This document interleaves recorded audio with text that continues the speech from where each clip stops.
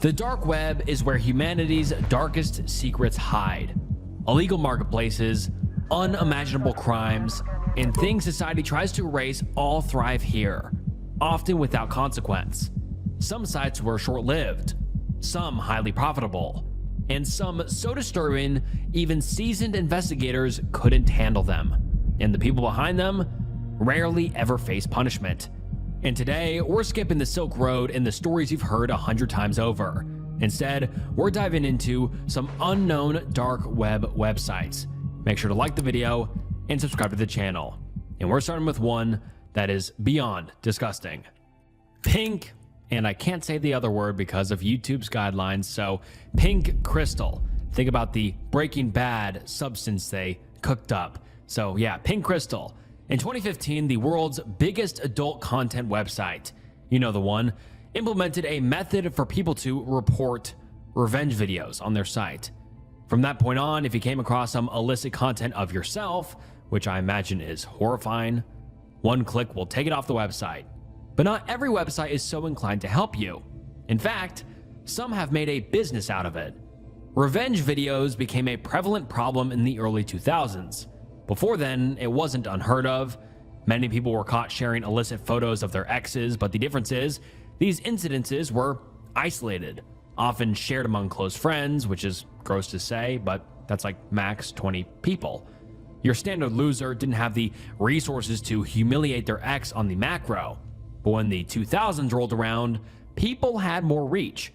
Social media, chat forums, emails, cell phones, and cell phone cameras.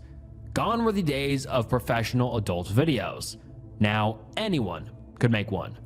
And worse, anyone could share it. Not with a couple of people, but with countless thousands. Now, with every bad breakup loomed the possibility that private images or videos could be leaked onto the internet. And I hate to say this, but there's a ton of people who couldn't care less about consent. In fact, they enjoy non-consensual exposure. Now, thankfully, this stuff doesn't survive on the surface web anymore. Most adult websites have safeguards in place to prevent it, but the dark web has no such rules. For the purposes of this video, I can't say the actual name of the website, so we'll refer to it as Pink Breaking Bad Crystal, or Pink Crystal for short. Pink Crystal was a website dedicated to revenge videos. It was built in a similar way to 4chan, designed as an image board, where users could post illicit photos. But like we just discussed, none of these photos were posted consensually. In fact, some of them weren't even acquired consensually. I'm not sure of the actual details, but essentially, Pink Crystal users would hack into people's accounts and steal their intimate photos. One example is a woman named Shelby, I won't say her last name for privacy reasons, who actually sued Pink Crystal. She was a college student at the time, living in Texas and enjoying an uneventful life, but her days of peace were about to come to an end. According to court documents, Pink Crystal somehow gained access to Shelby's private photos, ones that had never been shared with anyone, and posted them. When Shelby found out, she was horrified, obviously. She contacted the administrators to take it down, and they not only refused, they harassed her. How, you might ask? Well, they had a Twitter page where they would post about people who were being exposed. I'm not joking. These people were demented. They would take non-consensual videos, post the links to Twitter, and then tag the person's social media pages, rallying their fan base to go harass these women. Shelby received death threats, threats of assault, and by the time she had discovered the images, it was too late. The damage was done. Previously, she had dreams of joining law enforcement. Of her own admittance, the dream was made impossible by Pink Crystal.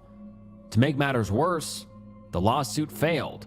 In similar cases, the defendant often receives a settlement from the people who operate the website, and those people typically receive jail time because revenge videos are criminal. But there was a problem with Pink Crystal. No one knew who was operating it. To this day, no known person has ever been charged for the indecency allowed on Pink Crystal. When an official investigation began, they tried to track down the owners. When they discovered that Whoever was running it was functionally untraceable. Domain registration, admin accounts, operator records, all purposefully obscured. How? Well, the host company, Katz Global Media, offered a service to register untraceable domains. Even they couldn't figure out who these people were. After the attempted lawsuit, Pink Crystal was under heavy scrutiny. Before then, they operated on the surface web. But after public backlash, the cowards retreated to the dark web to avoid a shutdown. Now, normally, a shutdown wouldn't matter too much. After all, they're just sick people looking for a rush. But Pink Crystal was different. Pink Crystal was monetized. Most of the time, these kinds of websites run banner ads and pop-ups. So even though we don't know an exact figure, we can use similar websites like Is Anyone Up to approximate their earnings. Is Anyone Up was a similar revenge video site, the first one to ever hit the mainstream. And because of its shutdown in 2012, we know that the owner, Hunter Moore, was making $13,000 a month on ad revenue alone. For 2 more years, the site continued to torment its victims from the dark recesses of the internet until 2014, when the FBI, in action with Europol, successfully shut down Pink Crystal. Over the years, the anonymous owners have attempted to relaunch the site to no avail. Luckily, today they are permanently offline. The Iron Troll website has archived some Twitter posts. All of the names and links have been redacted or are inactive. But scrolling through, it's easy to see how horrible this website truly was. I can only imagine the lasting impact it had on the people who were exposed. And unfortunately, I'm sure there are other websites just like Pink Crystal surviving today, somewhere down deep in the dark web. Archetype market. Now, this might just be because I'm a YouTuber or I'm chronically online, but from my perspective, everyone and their grandma knows about the Silk Road by now. We've talked about it before on the channel, and for the few of you who haven't heard of it, the Silk Road was a website running from 2011 to 2013 that operated as an online drug marketplace. And frankly, I'm sick of hearing about it. I'm sick of writing about it, and I think it ties into a problem YouTube is having when it comes to dark web material. When the internet was new and scary, the websites hosted on untraceable browsers seemed like the most horrifying things online. But as the internet got older, and I did too, I started to notice that most of the videos talking about dark web websites were the same old, tired, recycled ones we saw 10 years ago. It's interesting to say that something like the internet's first drug dealer marketplace, hidden from the surface web, feels more like history to talk about than an actual story. And personally, I don't like covering old news. So when I came across Archetype Market in my research, I was very excited to share it all with you. Let's start at the beginning. A boy is living his life in Germany. He was young when the Berlin Wall fell, 5 years old, and grows up in the shadow of poverty it created. He's in close contact with drugs from an early age and begins experimenting. When I was younger, I thought I was invincible. I thought I was smarter than everyone else, so I skillfully ignored every warning and did what I felt like every day. Since I was a teenager, I've tried different drugs, but I have to say that alcohol was the worst drug for me. But this is probably also due to the environment and the circumstances. But like any young man, he wants to create something of his own. Him and his buddies get drunk and start thinking up ideas for a website. Something new. Something that would bring them out of poverty. But it never gets anywhere. He's stuck. Then, at the age of 20, he began his journey with hallucinogens. When I consumed hallucinogens for the first time, I felt like someone had just given me the gift of critical thinking. I started to question a lot of things. Firstly, why I'm drunk almost every day. I realized that I'm very far from what I imagined for my future when I was still a child. As a child, I always wanted to practice a social profession and do something good for the world and for my fellow human beings. But at that time, I actually did exactly the opposite. I showed antisocial behavior and got on everyone's bad side as best as I could. I think that was also my ego death. I realized and perceived many things that I did not perceive before. After my first trip, I wanted to do it again, quickly, and took 4 more trips within a few months. After the 4th trip, I had a new self-image and didn't want to drink alcohol anymore. I stopped drinking alcohol overnight and haven't had a drink for over a year. I started to focus on the goals of my childhood, and of course, I have also set myself some new goals. Cue the Silk Road. The boy, now a man, sees the work of Ross Ulbricht, creator of the Silk Road, and is inspired. He starts to develop his own ideology, a belief that drugs shouldn't be illegal. He believes that drugs in all forms aren't necessarily evil. They aren't good, they aren't bad, they just are. And he begins to believe that drugs shouldn't be criminalized in Europe. After all, it's a victimless crime. If he created a marketplace, it would be to further his political ideal, that true freedom means illicit substances are legalized. But he doesn't like the actions of Ross Ulbricht. It was clear to our young man here that Ross was motivated by greed. He believed that a new website could do some good, give freedom to the people, and destigmatize the industry. All of what I just described was from a German interview conducted with our young man in 2021. He had developed an archetypal sense of manhood. He wanted to do what he believed was his duty. His name was Mark Hegemeister, and he founded Archetype Market, the longest-running online drug marketplace ever created. Launched in 2020, Archetype Market hit the ground running, wanting to be different from the Silk Road. Arms trafficking wasn't allowed. No personal listings. It was an unadulterated online store solely for drugs. The website had 6 vetted distributors, covering a couple of different bases. I won't list what drugs were sold. I don't want YouTube to flag me, but they sold most of the popular narcotics we see today. Mark studied the Silk Road and learned from Ross Ulbricht's mistakes. He made sure no communications were done from personal emails, no identifying information was on the site, and everything was deeply encoded. He implemented a cryptocurrency called Monero for transactions to keep everything totally anonymous. Most other drug marketplaces today are taken down quickly, but because of his efforts, Archetype Market survived for 5 years, which is basically unheard of in 2025. But it wouldn't last forever. Europe was hot on his heels.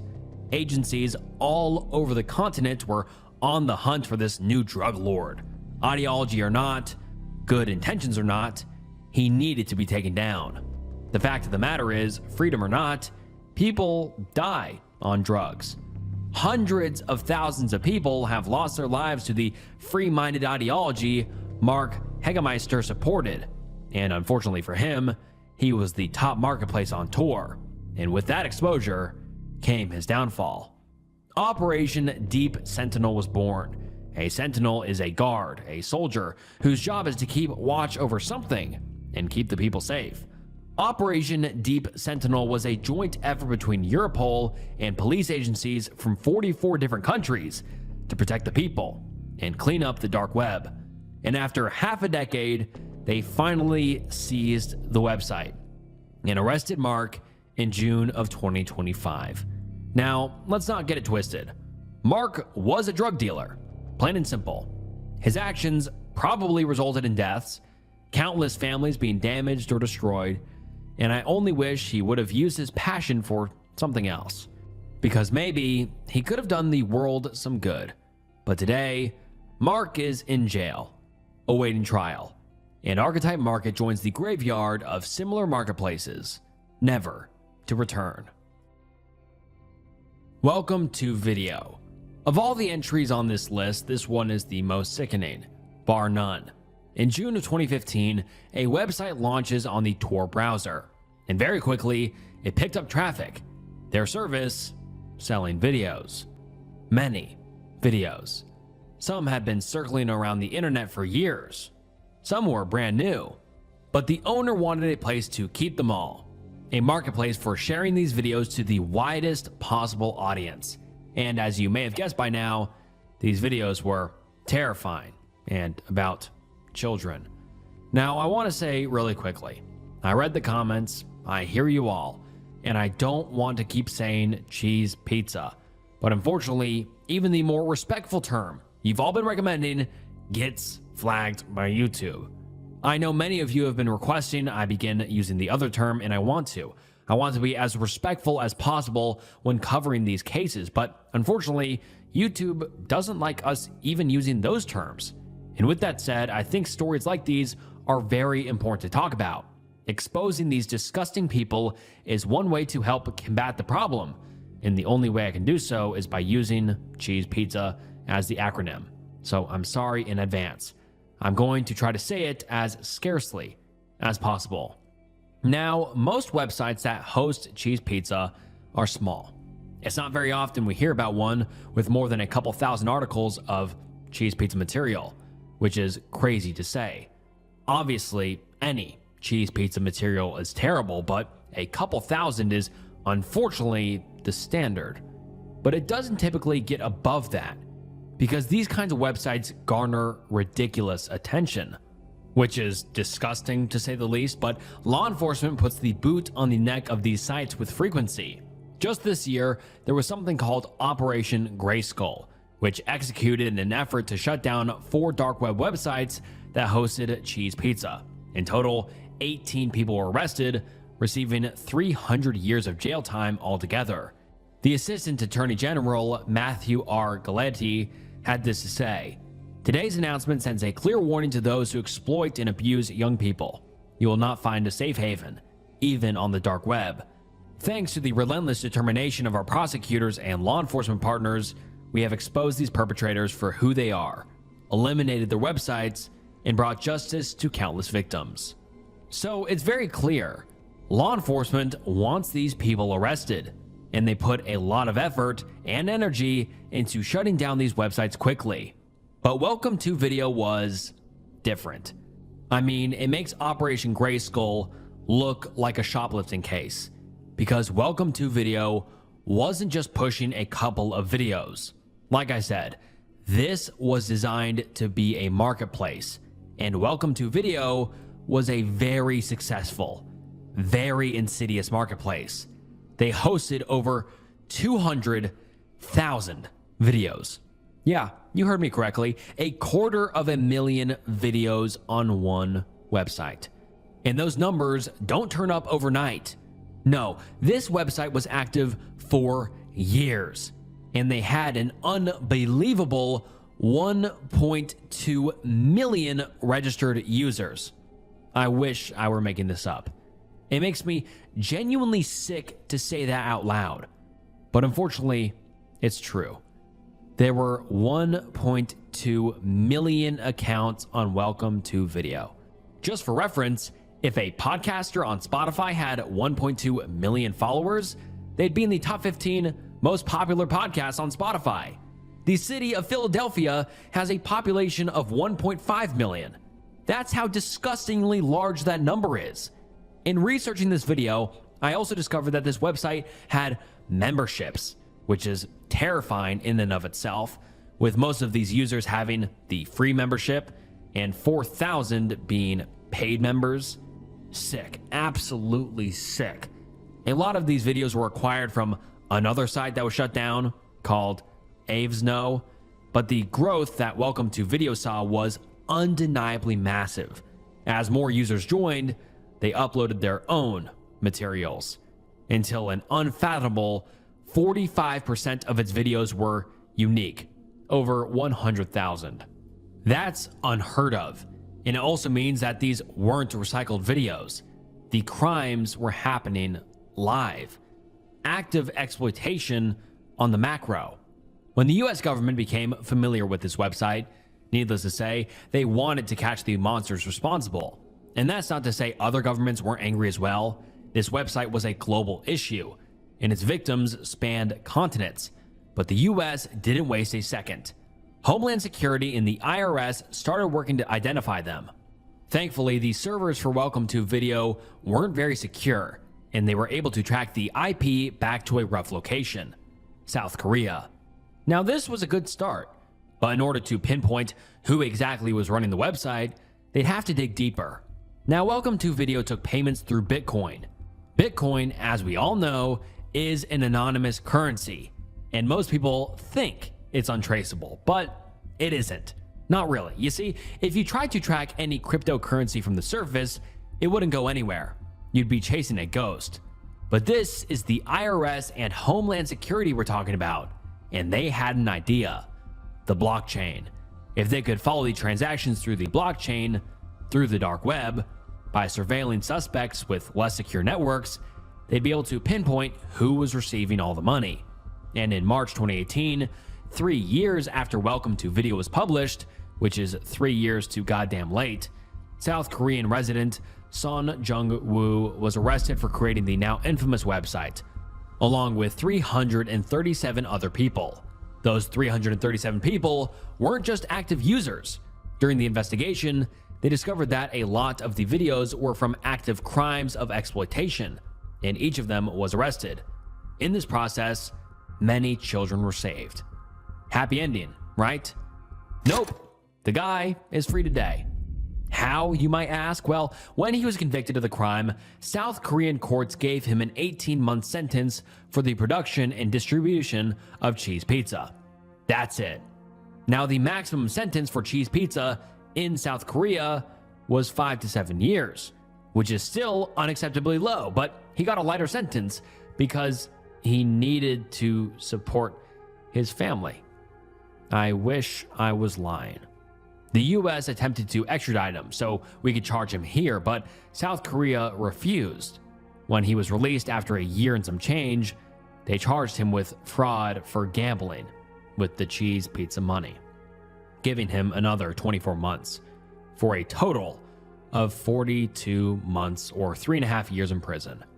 Now, keep in mind, the maximum sentence at that time in South Korea was 5 to 7 years. That's it. Nothing more than a slap on the wrist.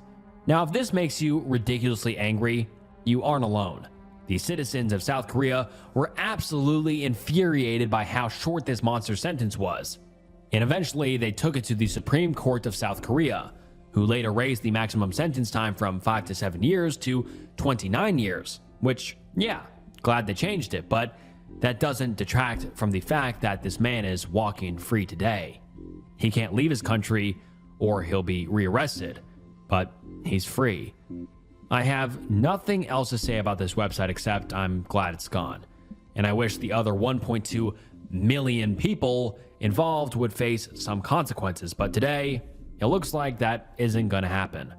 But at least the laws got changed in South Korea, so maybe next time, more people don't have to get hurt, and more people like Son Jung-woo can be properly punished. Carter. As you all know, the United States and Russia have been strong allies for 80 years, and nothing has ever impacted their relations negatively. If that joke wasn't obvious, here's the plain English. Our governments have been at odds since before they invented sliced bread, and when it comes to issues online, including the dark web, neither nation sees eye to eye. And the story we're about to cover takes this conflict to a whole other level. We're talking about Roman Selznev. Now, I wasn't familiar with this man either, or his website, Carter, before researching this video, so let's discuss this man's timeline, and I'll try to fill you in as best as possible. Roman Selznev was born in 1984, the fourth son of Valery Selznev, a member of Russia's Duma. Now, the Russian Duma is essentially the country's parliament, established in 1993. For our US listeners, it's like the House of Representatives. The Duma is responsible for debating and passing legislation that goes into law, so Valery was a big deal, and still is. Not much else is known about his early life, but being the son of a powerful figure, we can imagine he had a pretty alright childhood, and he really liked computers. Like, a lot. There are no official records of him until 2003, when, at the young age of 19, he began his career as a multinational hacker. At one point in time, there was a dark web website called Carter Planet, a forum for selling and trading stolen information. Today, we hear about this type of crime all the time. Servers are infiltrated, Facebook gets a data hack, and suddenly people are getting charged $10 for a drink they never bought, in a country they've never visited. Now, Roman was an expert at stealing people's information. He would hack background check websites and retrieve their data, stuff like social security numbers and criminal histories, and he would then sell them on Card Planet. He was making so much money. In fact, he hired an employee, but there wasn't a lot of business in social security numbers. No, the real money was in the plastic. Credit card numbers. Roman worked with his employee to develop a software that would scan the internet for something called MSRDP open ports. Essentially, he was looking for weak security on administrative networks. Think of it like trying to break into a house. The front door has a state-of-the-art security system, but the back door has a cheap padlock. That cheap padlock was the MSRDP open port. He could connect to it remotely, break the lock, so to speak, and retrieve all the data without ever getting found out. And these networks had financial information, specifically credit card numbers. But there were a lot of networks to cover, lots and lots of houses, and most of them only had a couple of numbers. Roman needed a way to sift through the worthless ones and find the money, large businesses with lots of recorded numbers. So he contacted another hacker, Bad B, and paid him to write an automated program that would look for credit card numbers across multiple networks. With this program, Roman and his employee scoured the internet, and after a couple of days, they received their first credit card dump, and he sold it to Bad B for thousands. They operated successfully for a year, stealing thousands of credit card numbers across multiple nations. Their target? Businesses, banks, financial institutions. Eventually, they developed malware that could crack even more sophisticated security, and they were raking in hundreds of thousands of dollars by the end of the year. But in 2004, the waters were getting choppy for Roman and Bad B. The operators of Card Planet realized that law enforcement had caught their scent, and they shut down the website. Left without a way to make money, Roman looked for another home to sell his stolen goods. That's when he discovered Carter. Carter was the functional successor to Card Planet, but now new and improved. It operated like the eBay of credit card theft, with hundreds of vendors and thousands of buyers selling millions of dollars worth of stolen credit cards. If you ever watched the news and wondered where all those stolen credit card numbers were going, this was where. A dark web criminal syndicate orchestrating multiple million-dollar heists across every nation on planet Earth, operating on Carter. And Roman was a big player. He posted ads across the website, specifically on the Card Dump forum. He had a lot of money by this point and was considered one of the most trusted thieves on the site. But he had a problem. Hacker Bad B, his longtime partner and friend, was getting jealous. Roman was making a ludicrous amount of money using a program Bad B had devised, and before long, their relationship began to sour. Friendship curdled into bitter hate, and an all-out war began. Anywhere Roman posted his ads, Bad B posted more. They wrestled over the sale of stolen credit cards and tried to screw the other at every opportunity, talking bad about the other and their credibility. It was a nasty, drawn-out battle between the two thieves, and before long, they were the only real players on Carter, the two master thieves fighting for the throne. Then, in 2010, Roman caught a lucky break. Bad B was arrested on a US warrant in France and was extradited on charges of fraud. The battle was won. The war was over.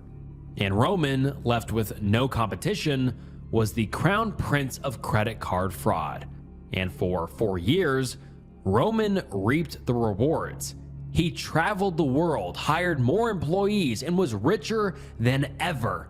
The smallest estimate for how much money he made is $17 million.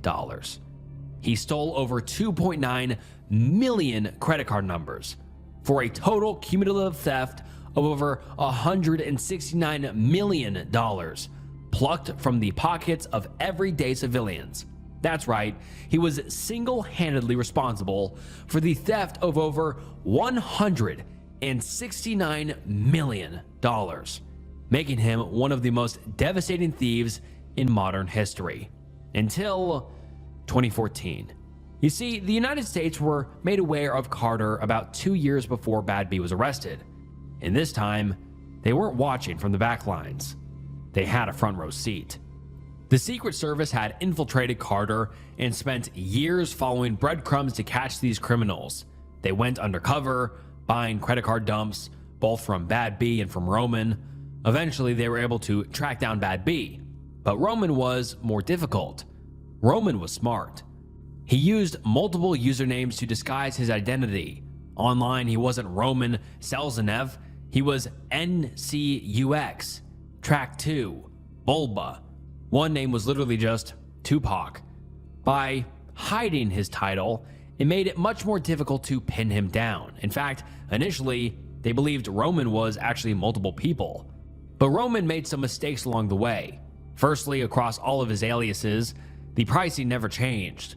This was odd. Most vendors had different pricing to compete with the competition. Roman and Bad B had different pricing. Think of it like McDonald's and Burger King.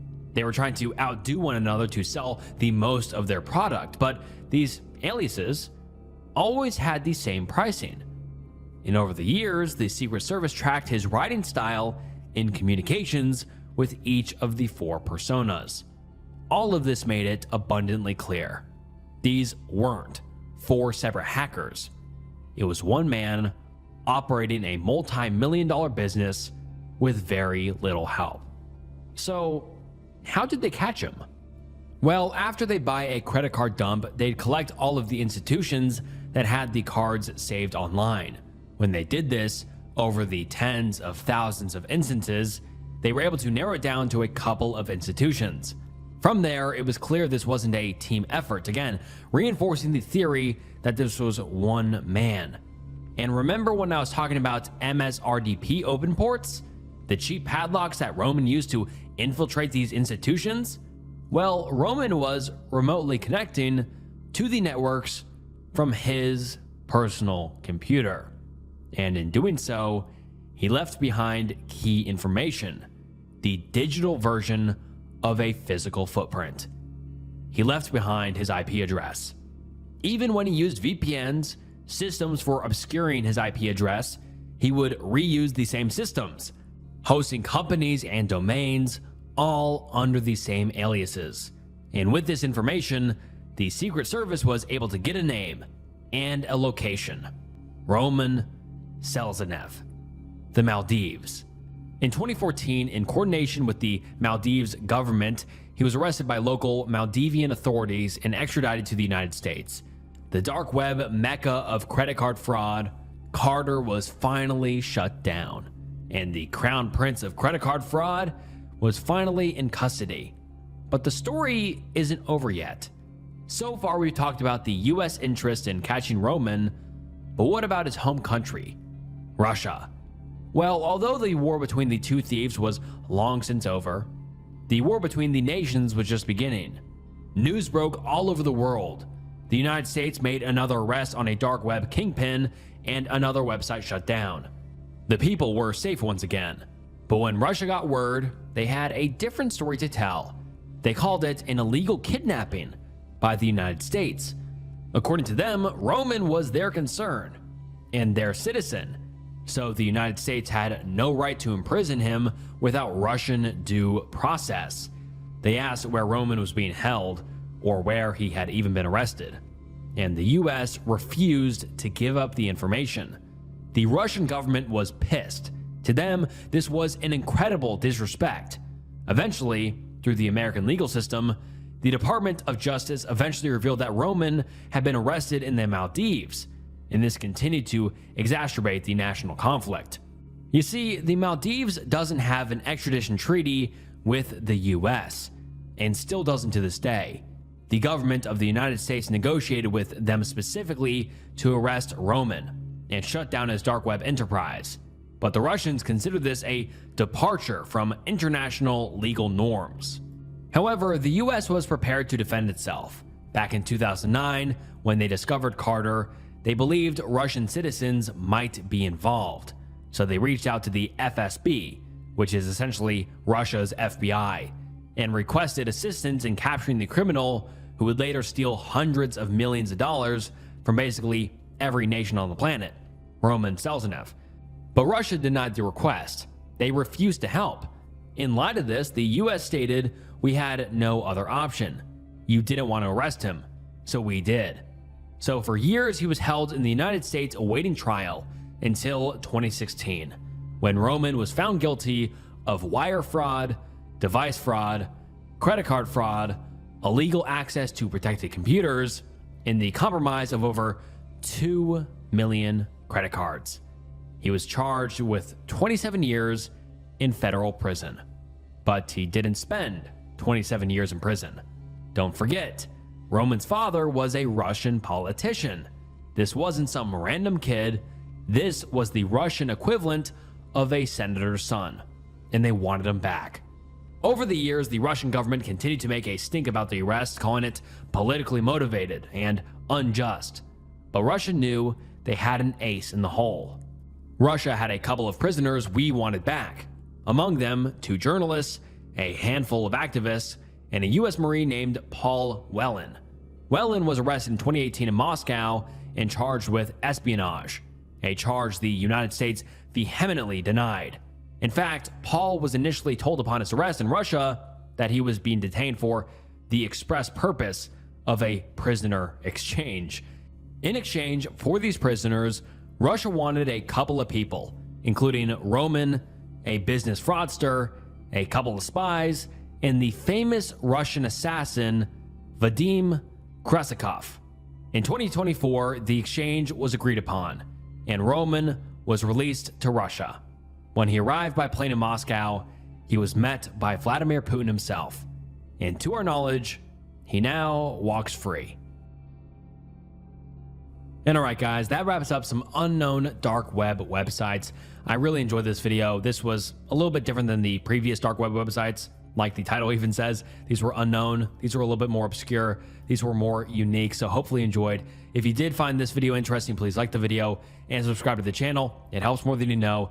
And if you enjoyed this video, I'm sure you'll enjoy others, so check out some other videos on the channel. I appreciate you guys watching. It means the world. Thank you so much for watching. And this was Snook, and I'll see you next time. Bye.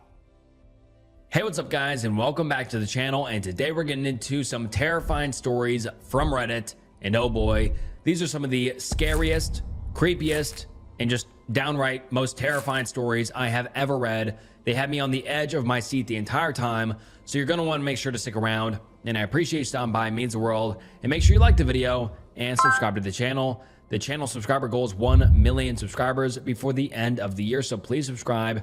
And also please consider following my Instagram and following the show on Spotify. It really does mean the world. And yeah, this video will be long enough already, so sit back, relax, grab a drink or grab a snack.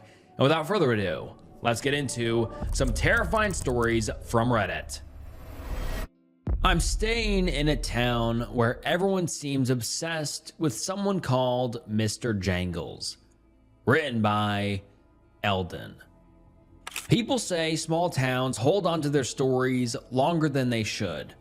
If that's true, then I'm sure Maywood Mills has white-knuckled its grip on theirs. You probably haven't heard of this place. I don't blame you. I hadn't either. Not until a couple of weeks back. And now that I'm here, I understand why. It's as if the rest of the world quietly agreed to forget Maywood Mills ever existed. And my gut says the town prefers it that way. As I write this, I've locked myself in a rented room above a bar. It reeks of dried liquor and bleach in here. I'm trying my best not to think about the people who stayed here before me, or what they did between these walls. If that wasn't enough, the neon sign outside my window keeps sputtering in and out, painting the room sickly green. It's going to give me an epileptic seizure any minute now. I also jammed a chair under the doorknob, as I was instructed, just to be sure. Before I go to bed, I'm going to try to lay out everything that's happened in the last 24 hours. I apologize if I sound dramatic. I've covered some dark stuff in my life, met a lot of broken people, but honestly, I'm lost. I've never seen anything like this. I can usually tell if there's a rational spine running through a story within the first hour of digging into it, but here, I can't find it. There's a legend buried in this town, a story that's been told so many times it seems to have hardened into truth. Yeah, the story doesn't just seem to live here, it seems to fester. It's easier if I start from the beginning. It was Carla who found the town first, my colleague. She drove in yesterday, texted me the route, and said she'd find a place to stay. We were supposed to drive up together, but life happened, I guess. I screwed things up. That's the short version. I ended up spending the night in the hospital.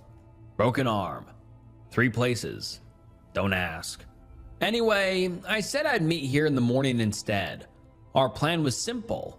Find Maywood Mills, dig into the string of disappearances that had plagued the area for nearly 2 decades, and, more than anything, reopen the case that once had the town in the papers. Nadine Wiles, 13 years old, 1998. Poor girl had been stabbed many times. More times than anyone who worked the original case ever felt comfortable saying out loud. The photos speak for themselves. They found her laid out on a flat rock deep in the woods. Whoever did it didn't even try to hide their work. There were no leads. Cops couldn't find any suspects, which left the community without any answers. Rumors took over. That buzzing hearsay that creeps in when humans realize they don't know what's lurking in the dark. Eventually, the case went cold. Officially forgotten. We came here to open it back up. Or at least, that's what I told them. Maywood Mills isn't on most maps. You take the ferry out of Seattle, drive west past Port Angeles, and somewhere along the Olympic foothills, the road ends. After that, it's old logging routes that snake through fog-choked forest, narrow lanes, cracked asphalt, and treacherous curves. I never thought praying for guardrails would be on my bingo card, but there I was wishing for them. Blink and you'll miss the turnoff. Keep driving and you'll dead end at some old dam. That's what Carla texted me. So obviously, my GPS gave up halfway, and she wasn't answering her phone. So I had to navigate the foothills by myself, one hand on the wheel, the other in a cast, playing chicken with blind corners. I'd like to see Schumacher try. Somewhere outside the town limits, I nearly wrecked my Porsche. The pavement was slick from yesterday's torrential rain. A turn came up fast. I got distracted by a message on the phone. Some legal bullshit that's been chewing on my ankles for weeks. I got angry, lost focus, swerved, came a few feet shy of turning myself into tree decor. That's when I got my first real sense of the place. I hadn't even reached the town yet, but something already felt off. I staggered out of the car and threw up on the shoulder. Then everything went quiet. Not peaceful quiet, more like an eerie silence. The kind of silence I imagine falls in a jungle when a predator stalks its prey. The trees, insects, birds, even the nearby river. It was like the entire forest held its breath. Then, somewhere in the distance, the dam released a sheet of water with a treacherous roar. I nearly leaped out of my skin. That's when I saw it. A moss-covered sign slumping in the brush. Welcome to Maywood Mills. I looked through the case files scattered across the passenger seat. I had an old photograph of the same sign, from 30 years ago. Back then, the paint was fresh, the letters straight. Someone cared back then, but I guess they had every right to stop. I've always had a strange pull towards towns like this. I couldn't tell you exactly why. Maybe it's because I grew up in the noise, traffic, sirens, shrieking subway brakes.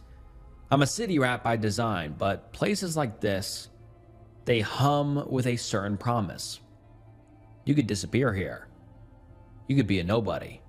No headlines, no pressure, no past dogging your heels. There was peace to be found. However, the charm wears thin the longer you look, because underneath the quiet, there's this weight. Like the atmosphere itself wants you to shrink, to stay small, to forget there's a world beyond the woods. Nobody says it out loud, but you can feel the rules immediately. Dreaming is illegal here. Curiosity is an offense. They don't like people leaving, and they like people arriving even less. That's what kills the dream for me.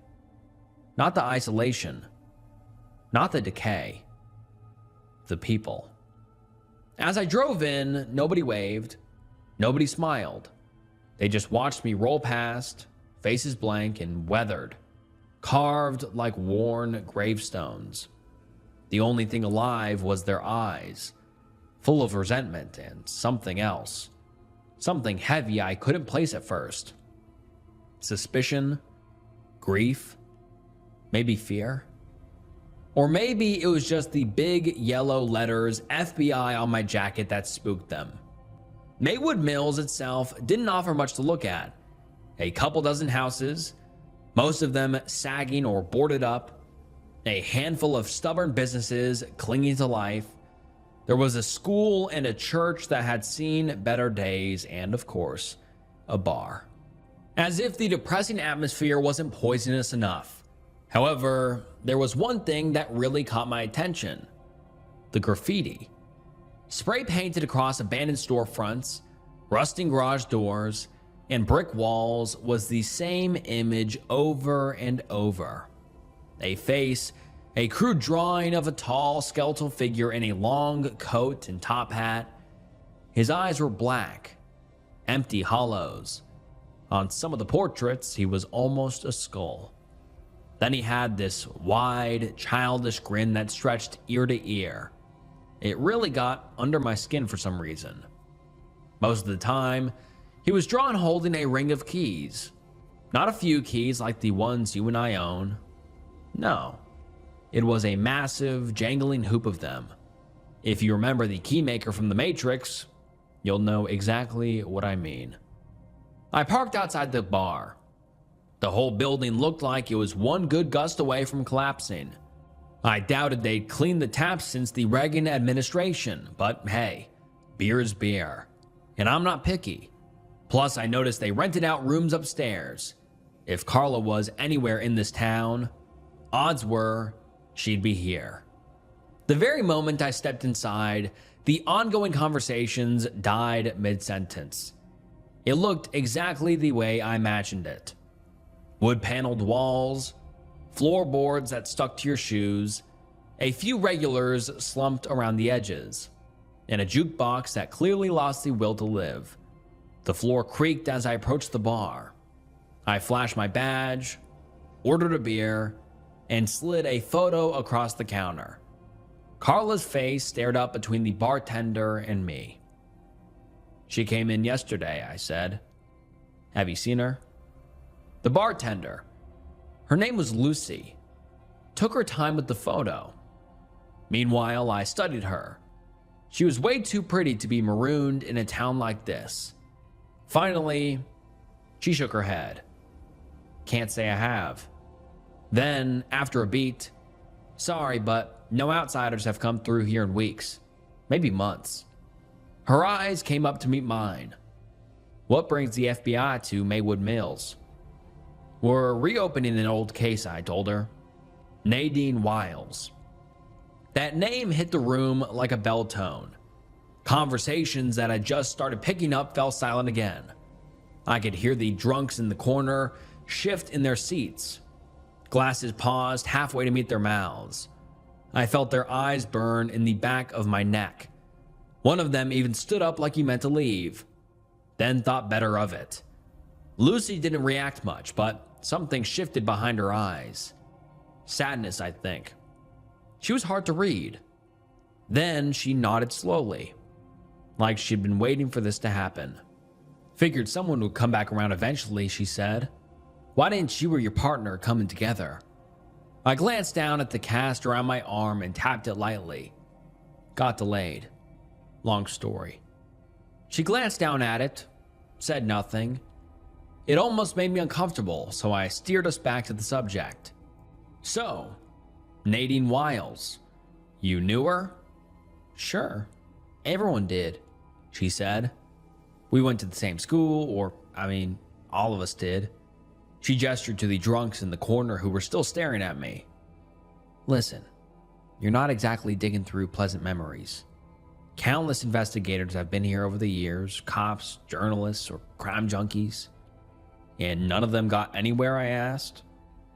We already know who did it, she said. Who? She nodded past my shoulder. He's right behind you. I turned. Out the window, across the cracked parking lot, sprayed across the brick wall, that painted face stared right back at me. That? I said, trying not to sound amused. You're saying that thing killed Nadine? She nodded. One of the drunks, a handyman, barked a laugh and swiveled on his stool. Hell, he's behind all the weird shit that happens around here. Half this town swears they've seen him, especially after a few drinks. He laughed. So did his friends. Lucy leaned a little closer, voice low enough to cut under the noise. Ignore them. They've been here since breakfast, but unfortunately, they're not wrong. She held my gaze. I'm sorry, Agent, but you're chasing a ghost. I didn't know what to say. Lucy pointed toward a map taped beside the register and showed me the quickest route to the nearest motel. Said Carla might have checked in there. It felt like a nice and subtle way of saying, leave. So I didn't. There were vacant rooms upstairs.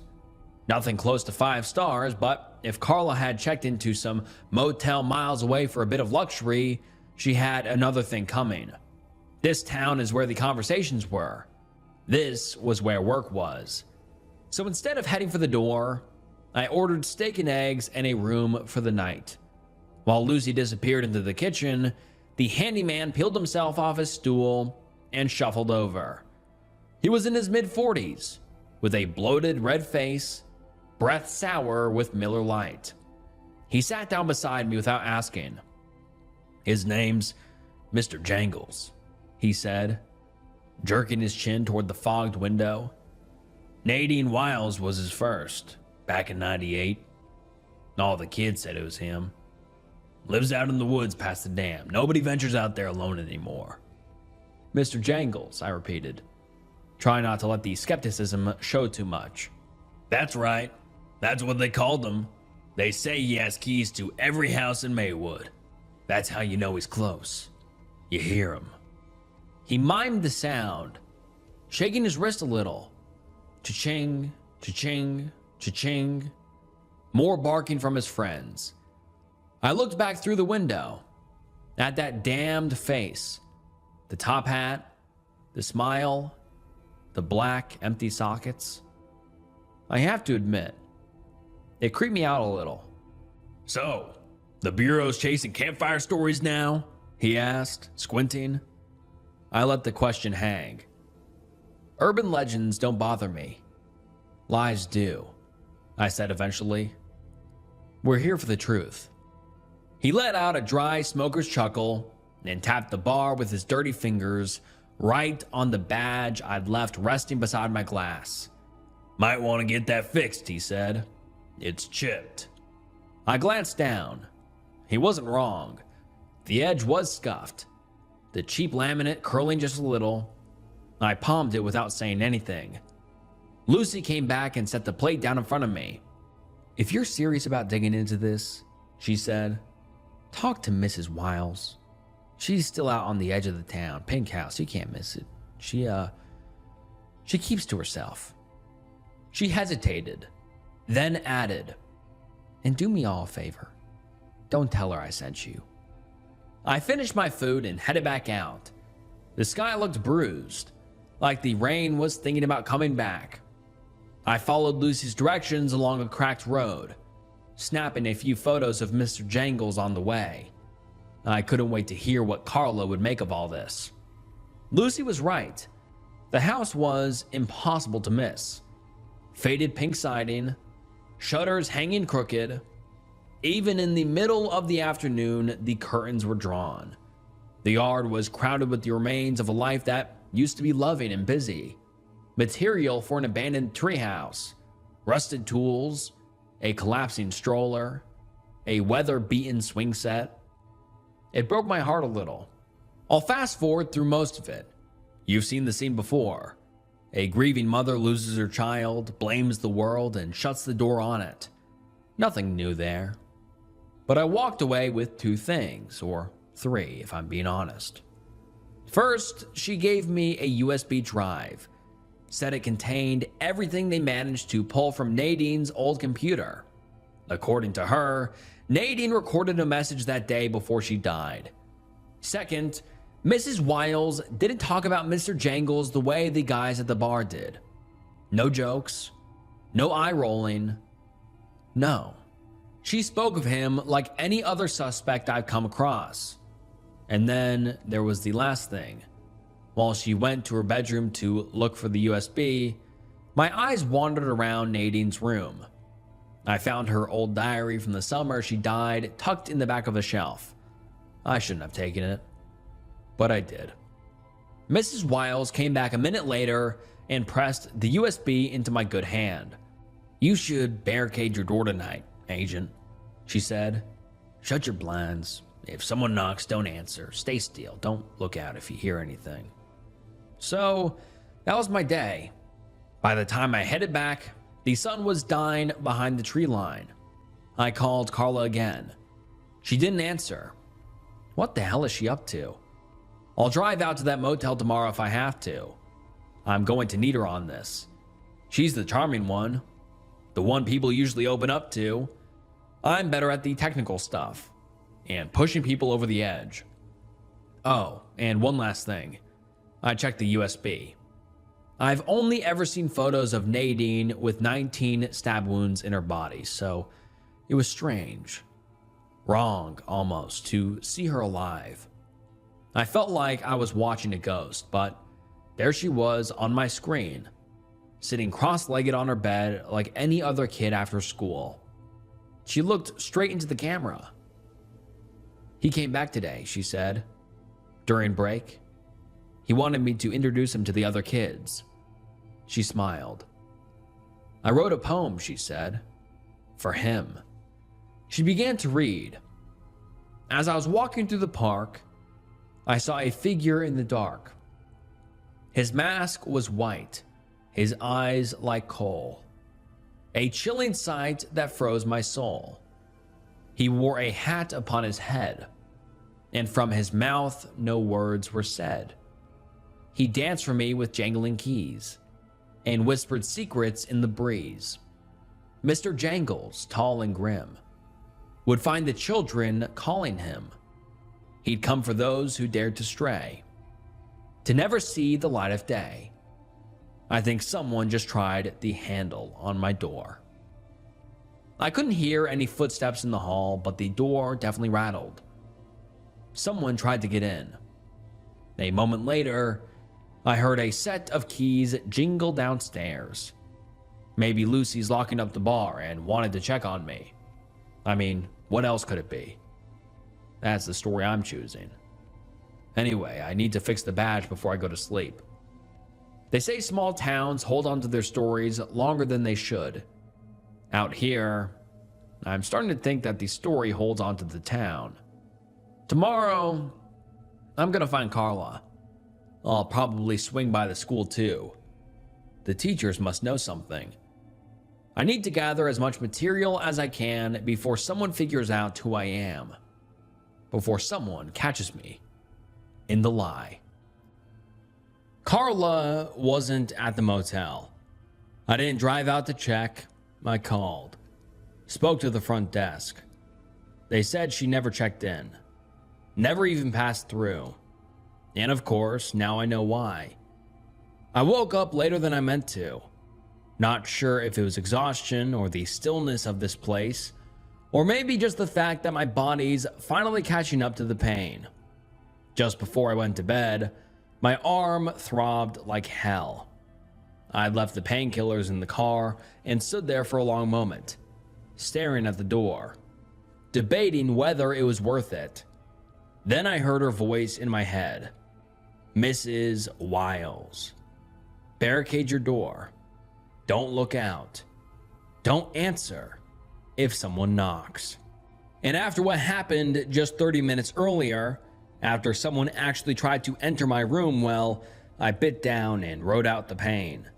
Lucy was already behind the bar when I came down, setting up for the day. She had a plate waiting for me.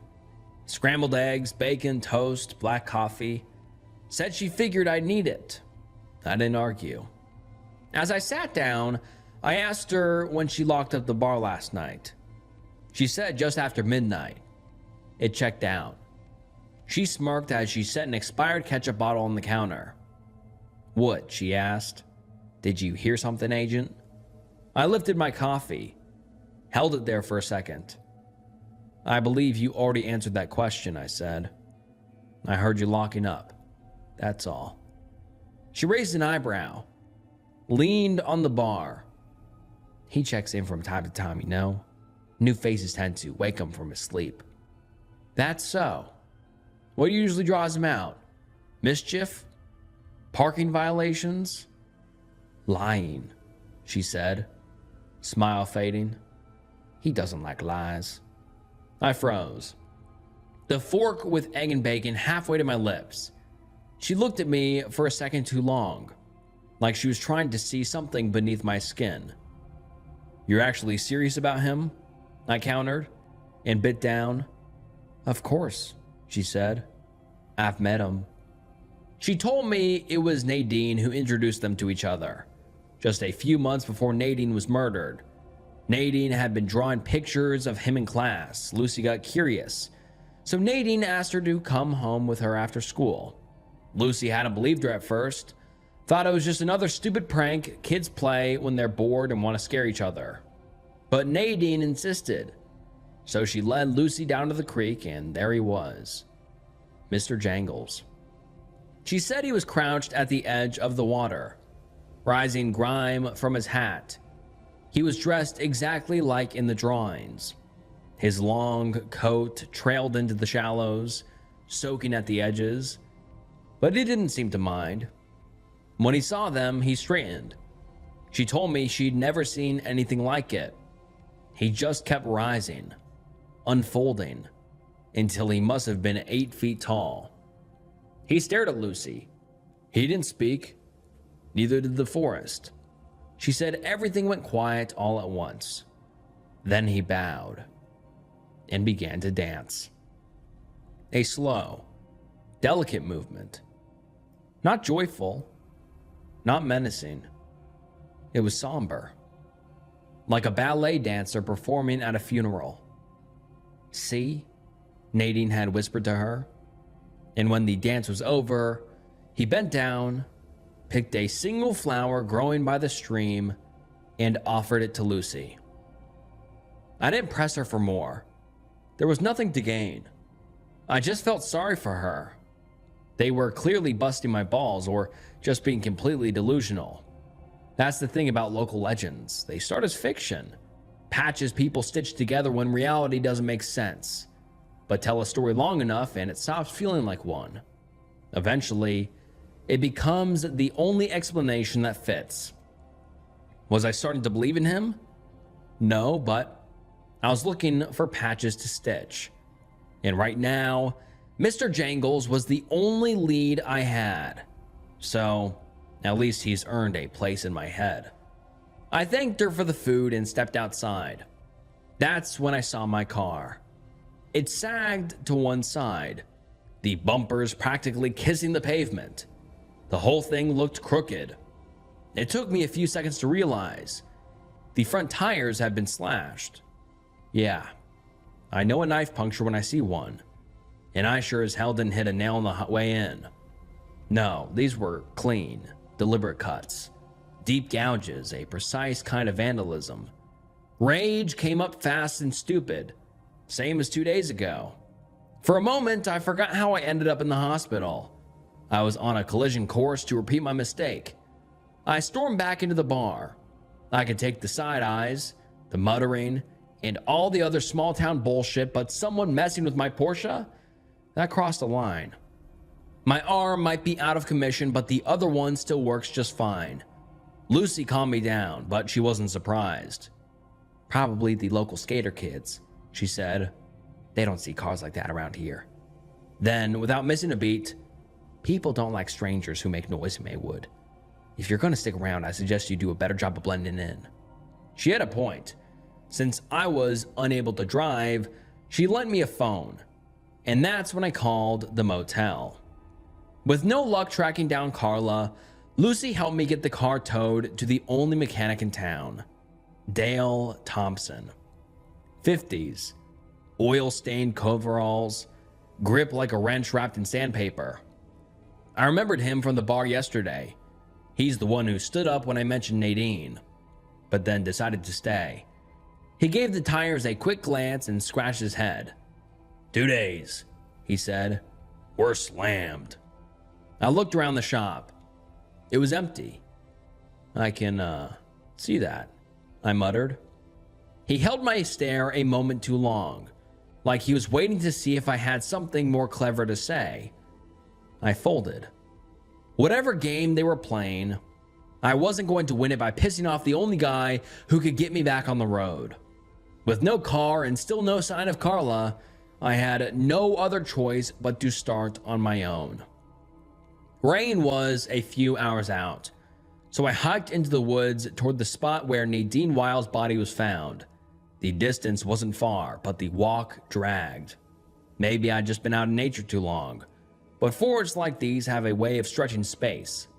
Every turn looks the same, every tree, every rock, and, of course, everything was wet. That deep, bone-soaking damp that seeps into your shoes and socks and stays there. The ground was soft and waterlogged, every step sinking just enough to remind me that comfort was far behind me. Did I have anything positive to say? I guess the forest was beautiful.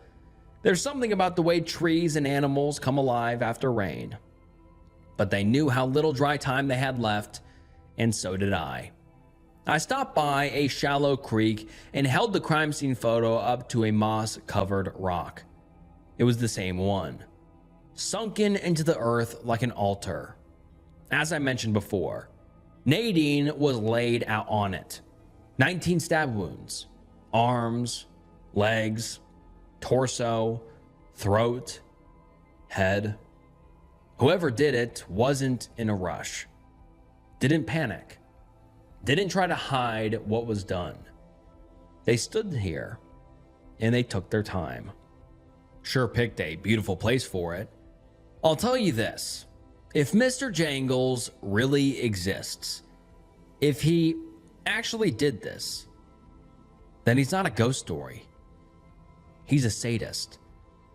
I took notes as I moved through the clearing, retracing the scene, tried to picture how it happened. The original cops never agreed on the basics. Where she was killed, where she bled out, whether this rock was the murder site or just the stage. Sloppy work if you ask me. Or maybe just fear disguised as incompetence. Then I noticed something in the mud. A few shoe prints. Women's size 10. Carla wears a 10. I knew that because she once borrowed a pair of my joggers and joked they fit her better than they did me. I crouched down to take a closer look, and that's when I realized it had gone quiet again. No wind, no birds, no sound at all. Then I heard it. Keys. Dozens of them. Clinking. Shifting. Moving between the trees. I spun around. Looked everywhere. but there was nothing. Just me, the creek, and the rock. Then, all at once, the forest exhaled. The sounds came rushing back, along with something else. Something I hadn't heard before. Children's laughter. I followed an old game trail through the trees and realized I was closer to the school than I thought.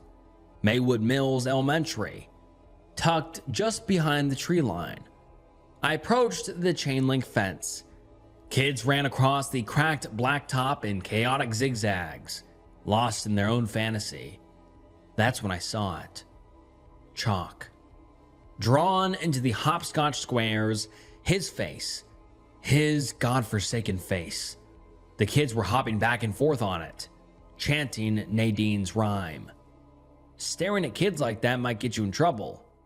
The voice came from behind me. A woman, early 30s. Warm eyes, cardigan over a frayed dress. Holly Rogan, she said. I'm the teacher here. I introduced myself, flashed the badge. She didn't bother to look at it. Of course she knew who I was. The whole town probably did by now. I gestured to the hopscotch. I don't remember me and my friends going up playing tag around a chalk drawing of Wayne Williams. She looked at the kids, smiling. Would you rather they sit at home, scared, she said? They're kids. Didn't you play Bloody Mary as a kid? I don't remember Bloody Mary being based on someone who actually murdered people. She didn't respond right away. The kids kept playing. I used to think it was just their own little quirky folklore, she said quietly. A story adults pass down to keep the kids out of the woods, but I've been here 5 years now, and I've seen enough to know. She trailed off. Wait, you chose to move here? Why? I asked. She met my eyes. We all have our reasons to disappear, Agent. Then she led me inside and called the kids back to class. I hung back a moment and stared at the hopscotch.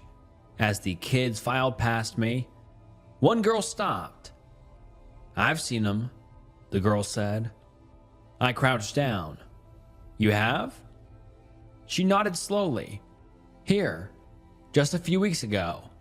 She pointed to the fence by the woods. Did he say anything to you? I asked her. She looked around. Holly was just up ahead, corralling the other kids back into the building. He asked me to keep a secret, she whispered. What kind of secret? But before she could answer, Holly called her name and she ran, disappeared into the school. Holly came jogging back. Did Cherry tell you any of her stories? She said, half laughing. She just wanted to see my badge. I lied. Holly nodded, then handed me a scrap of paper. Her number. If you find anything at all, please, don't hesitate to call. It'd be nice to know we're not all insane. Her fingers lingered against mine as she passed the note, just long enough for me to know it wasn't accidental. Later, I visited the town's police station. It was like stepping into a time capsule. Peeling paint, phones with cords, a stack of unpaid parking tickets from the 90s. The desk sergeant snored himself awake as I walked in. Deputy Horace Green blinked at me like I was his first client in years. I'm looking into the missing persons cases, I said. Which one? He asked. How far back do your records go? Horace leaned back, scratched his patchy red beard. Not far. Fire took most of it a couple of years ago. Of course they did. Mind if I take a look at what you have? He paused. Let me see your badge again. I swallowed hard, pulled it out, held it steady. Horace studied it. A little longer than I liked, but then he shrugged and stood up. I'll check the back. As he disappeared behind the door, I took out my phone. One more try. I dialed Carla. The line rang, and then I heard it. The ringtone. Faint. Echoing from somewhere behind the station. My stomach dropped, but then Horace's voice rang out from the back. "Yeah? Honey, I've told you not to call me at work." "Yeah, I got a guest." "Okay, bye." I exhaled. False alarm. He returned a minute later with a dusty old box. "This is what we got." I made my way back to the motel with the files.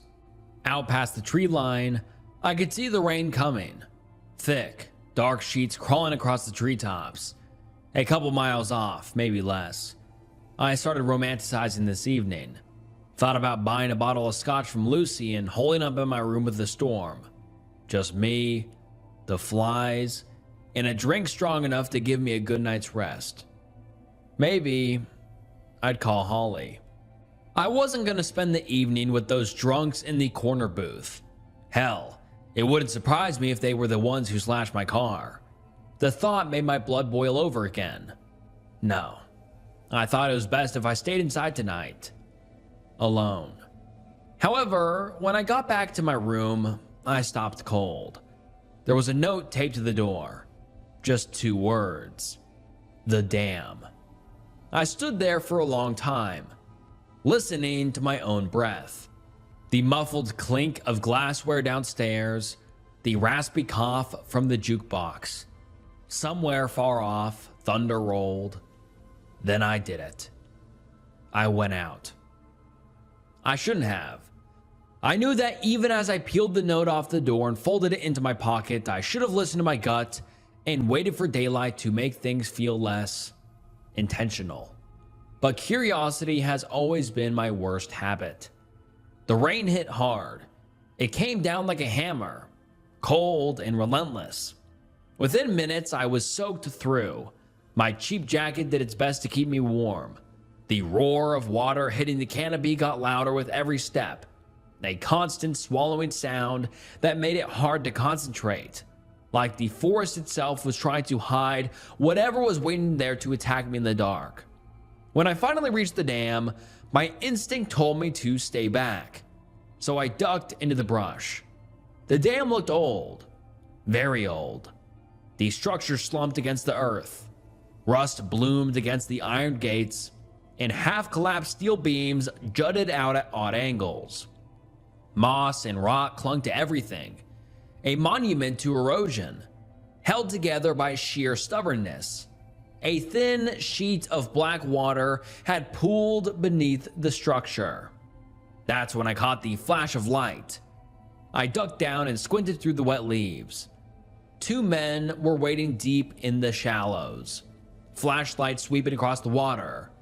As my eyes adjusted, I recognized them. It was Horace and the handyman from the bar. They were calm, focused, talking low. Their lights stayed across the dam's surface like they were searching for something just beneath it. Fortunately, they hadn't seen me. I stayed hidden, snapped a couple of photos with my phone, my hand shaking more from adrenaline than the cold. Whatever they were doing, one thing was clear. It wasn't meant to be seen. I didn't wait around to find out more. I turned back and left while I still could. On the way back, I climbed a steep, muddy incline. The rain had carved thin waterfalls through the dirt, washing away leaves and debris, exposing roots and stones that hadn't seen daylight in years. I was one Dilophosaurus away from being Dennis Nedry in Jurassic Park. That's when something caught my eye. A glint of leather, lodged in the tangled roots of a bush, half buried, caked in mud. I knelt down and brushed away the soil, and a cold weight sank into my gut like wet cement. It was Carla's badge. Damaged, peeling, but her photo was still there. Her face staring up at me through the fogged plastic. She'd been here. That's when the world went quiet again. Not the water, I could still hear that, pounding and endless, but everything else vanished. Then I felt it. Eyes. So I turned. And there he was, a good distance away, standing just inside the tree line. Mr. Jangles. The rain streamed down the tall hat on his head and ran in dark lines along his coat, dripping from the hem like he was melting into the ground. His smile was wide, packed with what looked like hundreds of small, uneven teeth. But worst of all were his eyes. Hollows black as coal, devoid of life, empty pits that seemed to swallow all light around them. He didn't move. He just watched me. Then he began to move. Not a lunge, not a step. No. He danced for me. Slow, controlled, graceful, almost reverent. His arms swept through the air, his feet gliding soundlessly across the soaked forest floor. It was a performance for an audience of one. I couldn't look away. Each movement brought him closer. Not by much, not enough to notice at first, but closer all the same. Then he vanished behind a tree. That's when the cold hit me. The rain, my boots, the ache in my arm, the weight of my body. The world came crashing back all at once. I gasped, stumbled back, and ran. I didn't stop to look over my shoulder. I didn't stop to think. I don't know what took over me, but I ran like my life depended on it. Because whatever that thing was, whatever game he was playing, my gut was certain he wasn't going to bring me flowers. Here I am, happy to report that I'm back in the relative safety of my little rented room. The door is locked. This time, I've wedged a bureau against it. And I'm alive. Freezing, but alive. I've spent the last hour going through the files I've got from Horace, and something doesn't add up. The missing people over the years, they weren't just kids. They are teenagers, a woman in her 30s, a couple of elderly men and women. And that's what bothers me. Most serial offenders, killers, kidnappers, they have a type, a demographic they fixate on. Age, gender, color. There's usually always a pattern, something that ties the victims together, even if it's not obvious at first. But here, there's no consistency, no common thread I can see. Then again, I guess those are human patterns, and I don't think he's human. Am I starting to believe in him? Am I starting to believe in Mr. Jangles? I saw him in the woods, that's for sure. I won't pretend otherwise. And maybe that's why I'm going to tell you truth. The full truth. You're probably wondering why an FBI agent is panicking in a barricaded motel room instead of calling for backup. Why I haven't brought in more resources. Why I'm not already on the plane with Quantico. Well, I'm not an FBI agent. I'm not a cop. Not even close. And neither was Carla. We host a true crime podcast together. The Dark Report. Maybe you've heard of it. If you have, it was probably for the wrong reasons. One of our episodes went viral last year. The wrong kind of viral. It didn't just stir up controversy, it ruined someone's life. Or took it, I guess. And the fallout has been eating me alive ever since. My inbox is a graveyard of lawsuits. My name is dirt. My reputation, dust. Everyone that I've ever worked with has turned their backs. Hell, I turned my back. I traded my morality for clicks. So yeah, I came here to resurrect my career. The story of Maywood Mills is a story no one has covered before. At least, as far as we could tell. I saw this as my one last shot. A chance to prove I'm more than the asshole who got someone killed. And now, I'm terrified. My instincts may have cost me the only person who ever stood by my side. I don't feel safe anymore, and I don't know what to do. I'm stranded in Maywood Mills.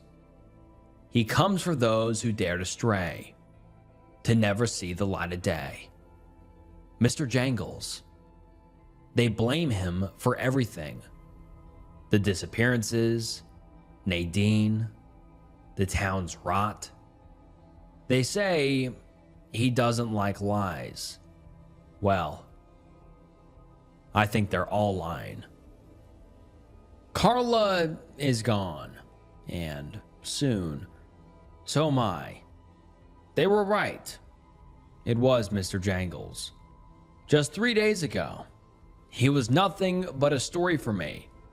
A myth people told each other when the lights went out, or, like I said, a lie. The next day, he became real. And now he's going to be the thing that kills me. I don't know how much time I have left. If this message cuts off, if it just ends, then assume the worst. Assume I didn't make it. I'm not writing this from the safety of my rented room anymore. I'm somewhere else now. I think I know where. I can tell it by the smell. You could practically taste the wet soil, and I can feel the dirty water drip on my legs. There's no reception here at the moment, none at all. So I don't even know if this update will ever reach you, but if it does, never come to Maywood Mills. Not out of curiosity, not out of pity, not because you think you're any smarter than me. Stay the hell away. I'm going to type this out as fast as I can. I'm cold and running out of oxygen. My hands won't stop shaking.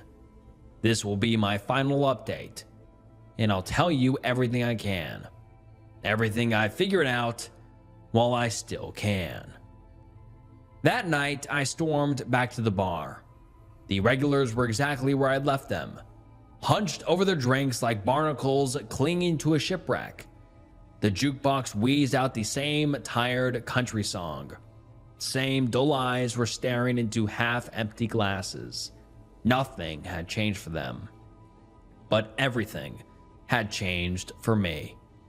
The handyman, who I'd find out was called Mickey, and Horace were at their usual table, still soaked from the rain.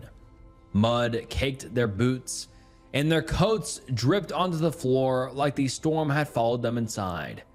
They hadn't been back long. I didn't waste time. I slammed Carla's badge down on the table, hard enough to make the glasses jump. Where is she? I know she's been here. Mickey didn't look up. He just stirred his whiskey like he hoped to find another one of his dirty lies swirling at the bottom. Speak, goddammit, I yelled. He just downed his drink. I opened my mouth to press him further. Then I heard it. Chairs creaking, boots shifting on that god-awful sticky wood. The bar had gone quiet. Everyone was watching me. Mickey finally spoke, slow and gravelly, like I was interrupting something important. Yeah, he said. She came through. Dale saw her. She said her phone was dead, needed a charger. There are no phones here, so we told her what we tell everyone. The next town's a few miles south. She drove off. That's it. That's not it. I heard your friend here speaking to his wife the other day. Landline, Horace muttered with a cheeky grin. You're withholding information from a federal officer, I snapped. Now he looked up at me and smiled. And what are you gonna do about it? He said. Call backup? I froze. I didn't know what to say. I guess authority only works when someone believes in it. The room seemed to lean in. I want to talk to Dale, I finally said. Where is he? Behind me, Lucy's voice cut in, cold and flat. Dale's dead. I turned. Lucy was standing in the doorway, arms crossed, eyes grave. Mickey and Horace just found him, down by the dam. A western rattlesnake got to him, we think. He fell in and drowned. What? My voice cracked. A rattlesnake? She didn't answer. She didn't have to. I could feel it now. That heaviness in the room, the thing I'd mistaken for hostility. It was grief.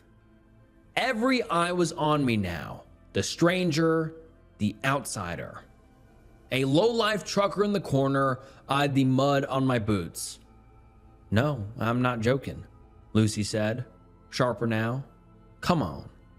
She led me down the back hallway, past stacked chairs and crates of liquor. Even here, the smell of bleach stung my nostrils. She opened the cold room door, and there he was, Dale. Pale, bloated, draped across a table like a shot deer. Dirty water slid from his fingertips, dripping onto the tile below. I just stood there, listening to the drops. I couldn't move. My breath got stuck somewhere high in my chest. The air felt thinner, like the room was closing in on me. You've never seen a dead body before, Agent? Lucy asked. Of course I have, I said. It was a lie. I'd seen bodies in photographs and reports and situations where you could look away. This was different. It made me sick. You're soaked, Lucy said, gently now. You're going to get sick. She put a hand on my back. Let's get you to bed, she added. I'll bring you some tea. There was only a few hours left until morning. I didn't sleep through a single one of them. I lay there staring at the door, waiting for it to open, waiting for him to come for me, just like he must have come for Carla and Dale. That was another thing that I couldn't shake.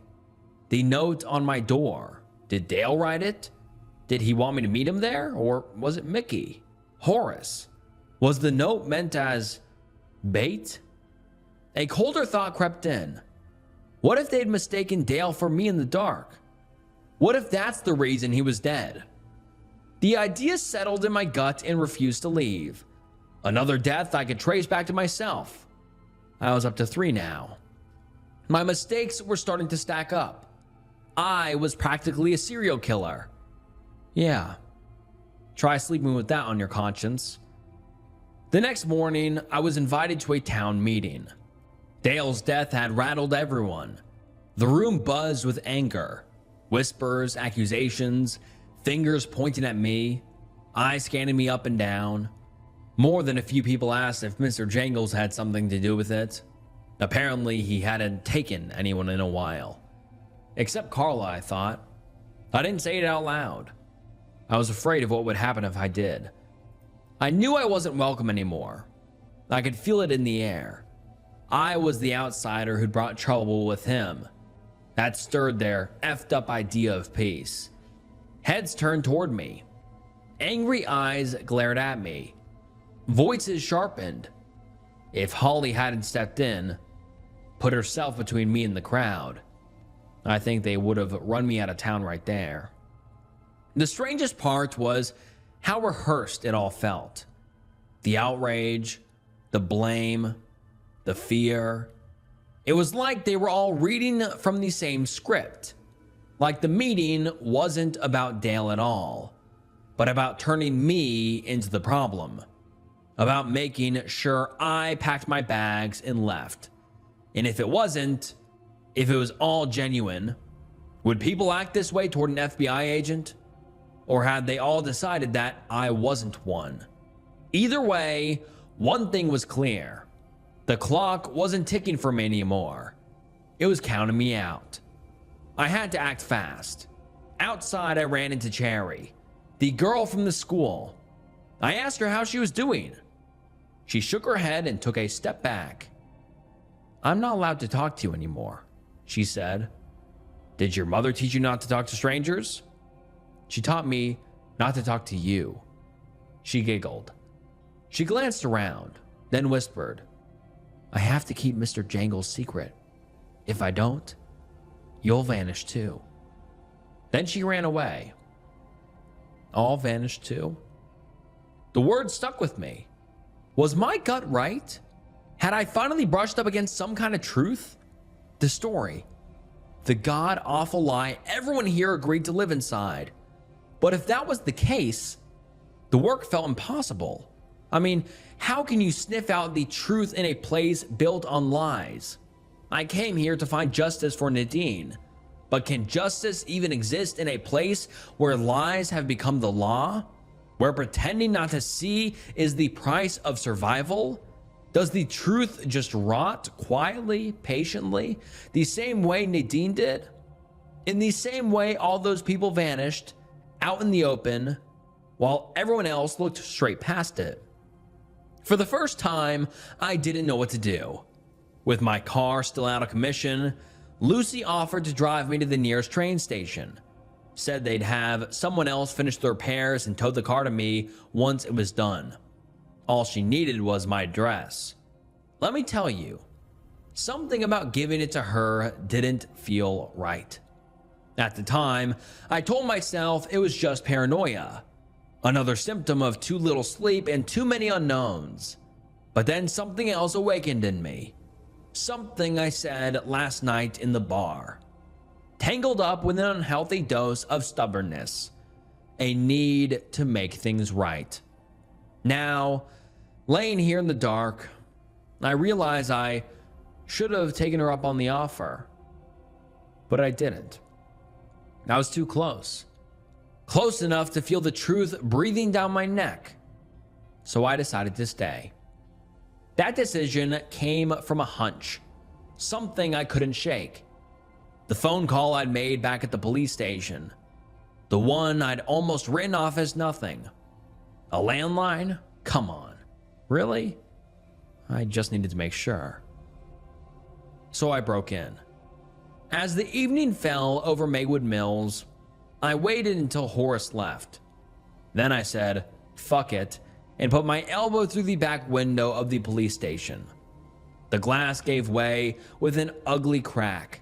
I climbed inside and peeked back out onto the street. The coast was clear. No shouts, no lights came on. I turned my attention to the station. And there it was, lying by a charger next to a humming fan. Carla's phone. The screen lit up when I touched it. Her lock screen stared back at me. Carla and her daughter. Cheek to cheek at the Grand Canyon. My throat tightened. I felt nauseous. Swallowed it down. Every message I'd sent her was there. Every missed call, dozens more from her fiancé. I checked her notes. I wasn't sure how long she'd been here before Mr. Jangles took her. But maybe she'd been here long enough to see something I hadn't. She was better at this than me. Always had been. She'd made a note 4 days ago. The day before I arrived. Havers, 1998. But before I could make sense of it, I heard something outside. Keys. I froze and slowly turned towards the door. Then I heard the unmistakable sound of metal sliding into metal. His keys entered the lock. I didn't think, didn't hesitate. I shoved the phone into my pocket and bolted for the broken window. Glass bit into my palms as I hauled myself back out. The last thing I heard was the door creaking open behind me. I didn't look back. I ran as fast as I could to the elementary school. And with a little courage left in the tank, I busted my second window of the night. Lucia told me most of the locals still clinging to Maywood Mills had gone to school with Nadine. That they'd all been in the same class. But I'd never heard of this boy, Lyle. Not once. The school itself was unsettling. Not because it was falling apart, though it was, but because of what filled it. Crayon drawings of Mr. Jangles lined the halls, taped to the walls, hanging on classroom doors, kids holding his hand, him dancing in the woods, him picking flowers by the creek. It almost felt like curriculum. Suddenly, the idea of a cult didn't seem far-fetched. It felt practical, organized, something taught young enough that no one thought to question it. Maybe this was it. I made my way to the teacher's lounge, though calling it a lounge was generous. It looked more like a college dorm that had been abandoned mid-semester. Burnt coffee hung in the air, unwashed dishes in the sink, one sad, stained microwave in the corner. In the back, I found a tall metal filing cabinet, and there they were. Thick, dust-covered yearbooks, the kind schools used before everything became digital. Nadine's murder happened late summer, which meant she'd still be listed in the 1998 edition. However, it wasn't there. It was gone. The closest book I could find was from 2000. I flipped through page after page. The photos were sun-faded and grainy, and most of the kids looked like they were terrified. Still, a pattern started to form. Lucy, Mickey, Horace, they were all there.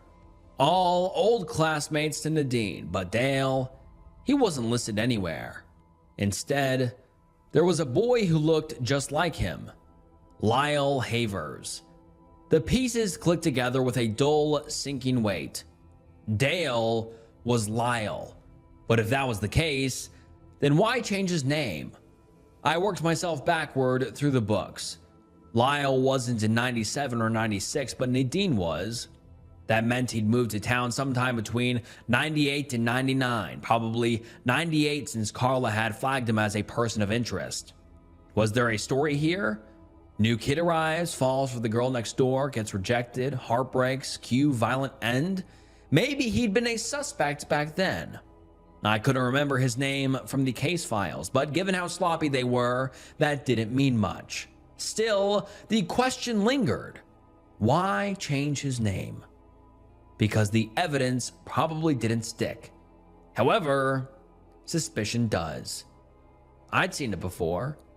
Changing your name doesn't erase the past, but it does bury it. Then something else surfaced. A memory from the missing files Horace had given me. One of the elderly couples. They were named the Havers, Ruth and Earl Havers. They vanished in 2003. I snapped a couple of photos of the pages, hands shaking slightly. Couldn't tell if it was cold or something closer to excitement. That's when I heard it. A faint clatter of metal, echoing down the hallway. I froze. Didn't move, didn't breathe, just listened. How the hell did he know I was here? I slipped out of the lounge. If I remember correctly, the exit was on the other side of the hallway, the one lined with kids' drawings, because that's just what I needed. More of him. I moved through the corridor as quietly as I could. Then I felt it again. That strange pressure in the air, like the building itself was swallowing sound. I glanced out of a window. Silent lightning bloomed over the woods. No crack, no wind. I turned back toward the hallway and almost screamed. Down the far end of the corridor, illuminated only by moonlight, stood a figure. Tall, perfectly still. Mr. Jangles. Lightning flared again, carving his silhouette out of the dark. The top hat, the long coat, the wide, awful smile. With the next thunder boom, he started to dance. It wasn't ballet, like last night. This dance felt wrong. It was offbeat, childish, unpredictable, like someone mocking the very idea of what makes dancing beautiful. But I was spellbound. My blood turned to ice. Every scrap of anxiety I'd ever carried dumped into my veins at once. He was coming closer. I imagined this was what small fish felt like when they finally realized the beautiful light belonged to a mouth full of razor-sharp teeth. His long, gaunt hand reached out for me. Lightning cracked outside again. This time I heard it, and the spell broke. I ran. Full sprint. Blind through the dark. My boots hammered against the old linoleum, loud as gunshots. I didn't know where I was going, just away. Anywhere else. I rounded a corner too fast, slipped, and fell on my broken arm. The snap echoed off the walls. I bit down hard, choking back a scream. Fumbled for my painkillers. Swallowed more than I should have. Dry. When the pain dulled enough for me to function, I forced my eyes open. I saw lockers. Tall, metal lockers lined the wall. I didn't think. I yanked one open, shoved myself inside, and pulled the door shut. The metal clicked softly. Then, silence fell. All I could hear was my own breathing. Through the narrow slats, I watched the hallway. My heartbeat thundered in my ears. Then a horrible sound filled the silence. Keys scraping against metal. He was dragging his keys against the lockers, one by one. I could hear him getting closer. I did my best not to move and held my breath. My sweat ran cold down my spine. My arm ached with pressure. Then he paused, just a few feet away. Just like that. No sound. No final scare, and then he was gone. I didn't know what came over me. I should have stayed hidden, slept in there until morning. But how do you explain that to a kid? A grown stranger passed out inside a school locker. No, I had enough trouble as it is. I ran back out of the school into the night, and I didn't stop until I couldn't see the building anymore. As I was getting close to the bar, I fished Holly's number out of my pocket and called her. As soon as she answered, I blurted out some adrenaline-fueled theory. I can't remember exactly, but I think I said something about Dale or Lyle having killed Nadine that summer, how the kids must have covered for him, and as they got older, they got rid of anyone who sniffed out the truth, even his parents. Then they all blamed it on Mr. Jangles and created a lie that now everyone has accepted. It didn't really make sense, but I was desperate for answers. This was all I got. But why would the entire community get together to protect one disturbed kid? Wouldn't you just want to get rid of him? I couldn't think about it anymore as a strong smell hit me. Burning wood. I looked up and saw thick black smoke curling up into the sky, swallowing the treetops. The bar was on fire. By the time I got close enough to see through the smoke, it was already too late. Flames licked the walls and gutted the windows to my room. Glass exploded onto the street. The old neon sign took its last breath and flickered to death. I ducked behind a dumpster, trying to make sense of what I was seeing. And that's when I saw Lucy, sobbing, on her knees in the gravel, her arms streaked with soot. People from the town had gathered around. They didn't look scared. They looked furious. Their faces twisted with grief and firelight, and they were shouting my name. They were hunting me. I slowly backed away and ran down the street. There was only one place left to go, Holly's house. She took me in without a word. I must have looked worse than I felt, soaked to the bone, shaking, half from the cold, half from everything else I'd been through. She handed me a mug of hot coffee and told me to sit tight, said she was going to take a quick shower, that I could rest in the basement if I wanted. Lock the door, if it made me feel safer. I nodded. Finally, I had time to think. What was next? Everything I owned was gone in the fire. All files, all my equipment, all my personal belongings. I was just about to head downstairs when I remembered. I had something. Nadine's diary. It was tucked into the inner pocket of my jacket. I pulled it out. It was damp around the edges, but intact. It was all I had left of her. I sat down and flipped through it. The first pages were what you'd expect from a teenage girl. Crushes, classes, doodles, fights with her mom, song lyrics, but then I hit something else. Pages and pages written between April and August 98. At first, it looked like a creative writing exercise. A story she made up for school. Something about a man in a tall hat who lives in the woods. Mr. Jangles. At first, he was harmless. A story Nadine made up for a class exercise. A monster that only existed on paper. But as the entries went on, her tone changed. She wrote about how the other kids became fascinated with him. Obsessed. Lucy especially. And another girl. Anna Havers. Anna Havers? Lyle had a sister? I didn't recognize the name. I couldn't remember her from the school photo. Nadine explained that Lucy and Anna liked the idea of Mr. Jangles. So they started adding details, drawing him, talking about him like he was real, like they could hear him. Then it stopped being a game. In the middle of summer, Nadine wrote that Lucy and Anna had convinced the others to hold small rituals, meeting at the creek, praying, leaving offerings, talking to him at night. Nadine wanted it to stop.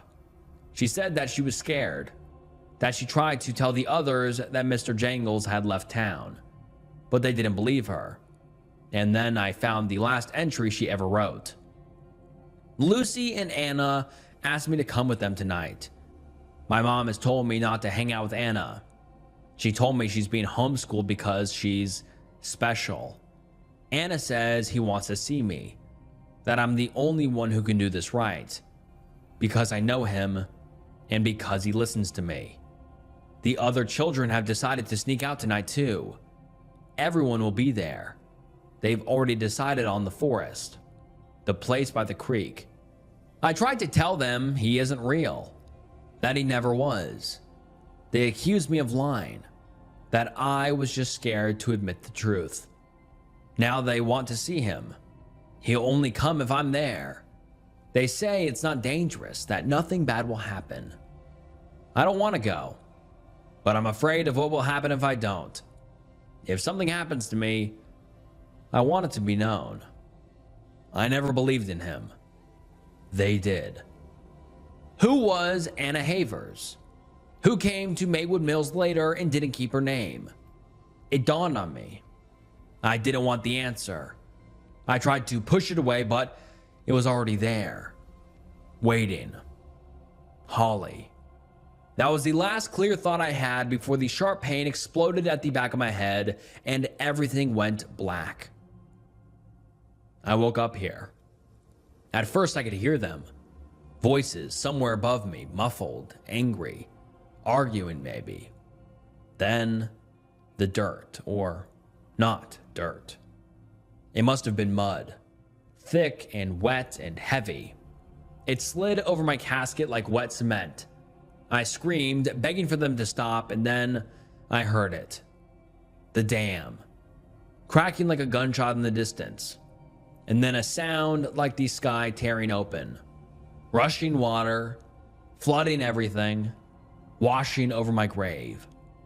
I can only assume that's what I heard when I arrived 3 days ago, that they buried Carla. Her body was probably just a few feet away. Dale's too. He left me the note because he was ready to talk, to confess, ready to tear open the lie that had been holding this town together for decades. They couldn't let that happen. I don't know how deep down I am. I can't move. The walls are tight and pressing in on all sides. My ribs ache every time I try to breathe. Please, don't get any ideas. Don't come look for me. They'll find you. He'll find you. I'm writing this on my phone, which they forgot to take from me for some reason.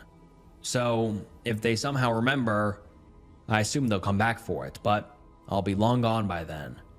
So if you hear an update from me again, please know that it won't be for me. They say small towns hold on to their stories longer than they should. And Mr. Jangles, his story will be safe with me.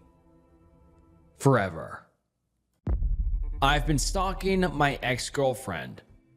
I have a good reason. Written by Hey Armageddon. I want to preface this by stating that I am not a good person, though I try to be. I've had a troubling past, got mixed in with the wrong internet crowd, and a lot of toxic ideologies. I began stalking when I was 16, after my first girlfriend left me for another guy, and I, in my pain, found myself reading about similar experiences in forums I shouldn't have been in, and got the idea of getting back at her from said internet spaces. As I grew up, I began agreeing more and more with some ideas about women that made me a pathetic and insecure man. I became severely attached to my partners, and I wanted to have total control. Always fearful they might be cheating on me or doing something else to try and hurt me. It didn't help that I was always rushing into relationships, always trying to avoid that sense of utter loneliness that came with being single, that came with partners who hurt me, partners I hurt, and some mutually assured destruction. My insecurity and distrust made me a somewhat skillful stalker, and I secretly spied on my partners however I could. I will not share the methods I used here, for that might invite others to try the same thing, which is not my objective. When I was 24, my stalking and hateful behavior almost got me in jail. I got a restraining order, was required to attend anger management classes, and therapy. It was the first time I had to face consequences for my abhorrent actions. And while I'll be the first one to admit that these consequences weren't as severe as some people might want for people like me, they ended up actually helping in setting me straight. My therapist was an older woman I'll call Miss Price. She helped me a lot in dealing with my issues, all the deep-seated hatred and insecurities I had. If it wasn't for her, I wouldn't be who I am today, 6 years later. She learned every bad thing I went through, every horrible thing I did, and showed me kindness and understanding I never thought I deserved. Over time, she became a sort of motherly figure for me. And although at 26, I made so much progress that my visits became more sporadic, I still kept in contact with her via email and social media. 3 years ago, I met Emma, a gorgeous girl with a bubbly personality and a heart of gold, always wearing muted greens and reds and sweaters and scarves, silky brown hair reaching down her back, and a pair of round glasses that completed that cozy look that immediately made me feel attracted to her. Feeling like I could do better now that I had overcome a lot of my issues, I struck up a conversation with her. Since our first interaction, I felt static in the air. She was such a fun person to talk to. Everything she said got my immediate interest.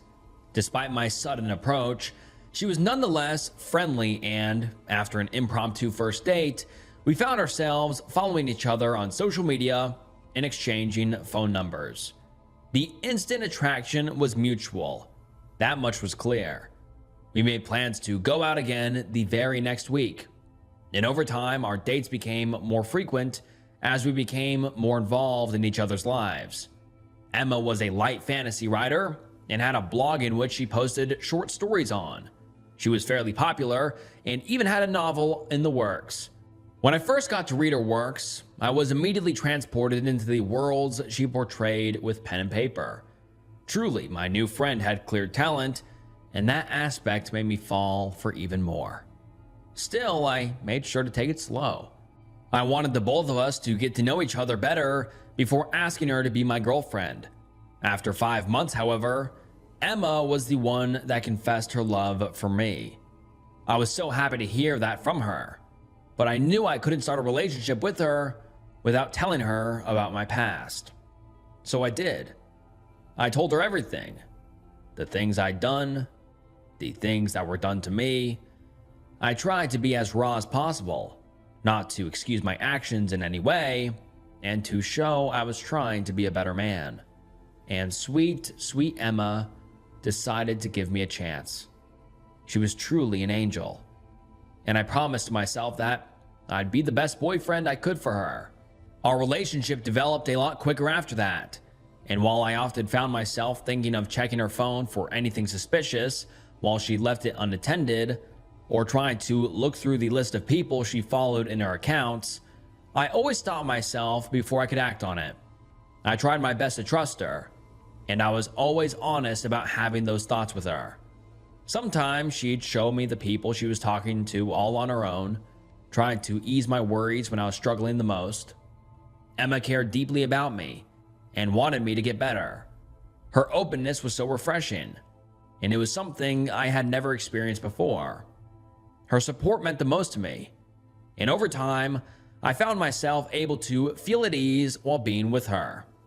There were still times I felt a worry or a need to do something stalker-ish, but it became a lot easier to manage, as I had no real reason to doubt Emma in the slightest. In my happiest moments, I considered both Emma and Miss Price to be my saviors. Everything changed about a year and a half into our relationship. Emma was an only child, and still very involved in her parents' lives, despite living on her own and being only a year younger than me. I couldn't say the same about me. My parents hated me for becoming such an awful person, and they were unwilling to give me a second chance. I understood where they were coming from, but that didn't make it hurt any less. It was wintertime, and Emma's parents invited us to a trip in the mountains.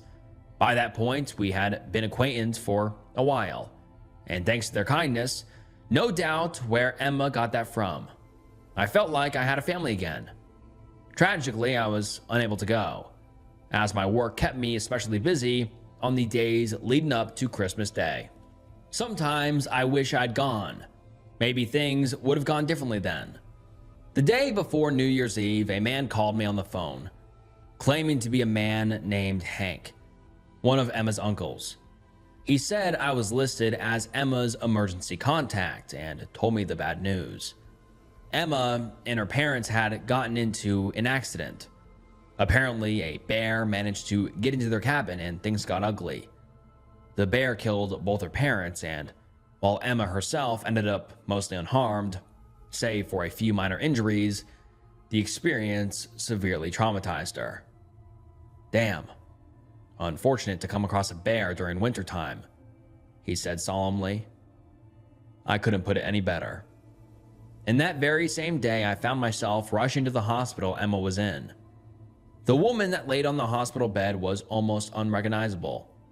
She had white bandages wrapped around her left arm and upper thigh, some splotches of dried blood clearly shown in various spots. Truly, the injuries didn't seem that bad, but her expression, it was an expression I had never seen in her face. Neither anger nor sorrow, rather complete emptiness.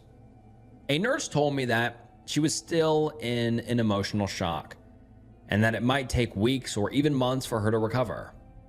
As I tried talking to her, she replied to me in a dry, monotone tone. Her eyes looked dead, as if there was nothing left for the woman I loved. Later, I found out she had incurred memory loss. Weeks passed, and I had her move in with me so I could take care of her. It was an uncomfortable time, but I genuinely wanted to take care of her and help her recover. She became clumsy, and she had forgotten even the most basic of things. I had to teach her things like how to eat properly and how to cook. She was relearning many things, including some she taught me herself in the past, and most of her friends and family were severely worried for her well-being. I sought the aid of specialists in the medical field and was told it was most likely due to high stress or perhaps some head injury we didn't know about. After getting some studies done, we were told they could find no such injury. At least her ability to relearn these skills wasn't impeded in the slightest, and it seemed as if her mind was as sharp as ever. It was a tough time, And with memory loss, I was also forced to manage her social media and keep note of her passwords while she readjusted. This gave me a lot of unwanted power over all of her messages and information, but I felt proud for being able to fight those urges with relative ease. 6 months later, things came back to a somewhat normal state. Emma learned things quickly and seemed to become more efficient at doing everything than before. That also came with a shift in personality, however. Her bubbly and kind demeanor changed to a more serious and uncaring attitude. It was as if she had become a completely different person, as if my Emma wasn't there anymore. At first, she wouldn't even hug me, and I didn't want to try any kind of intimacy, knowing she didn't remember her feelings for me. We didn't even sleep together. I just let her sleep in my bed while I slept on the couch.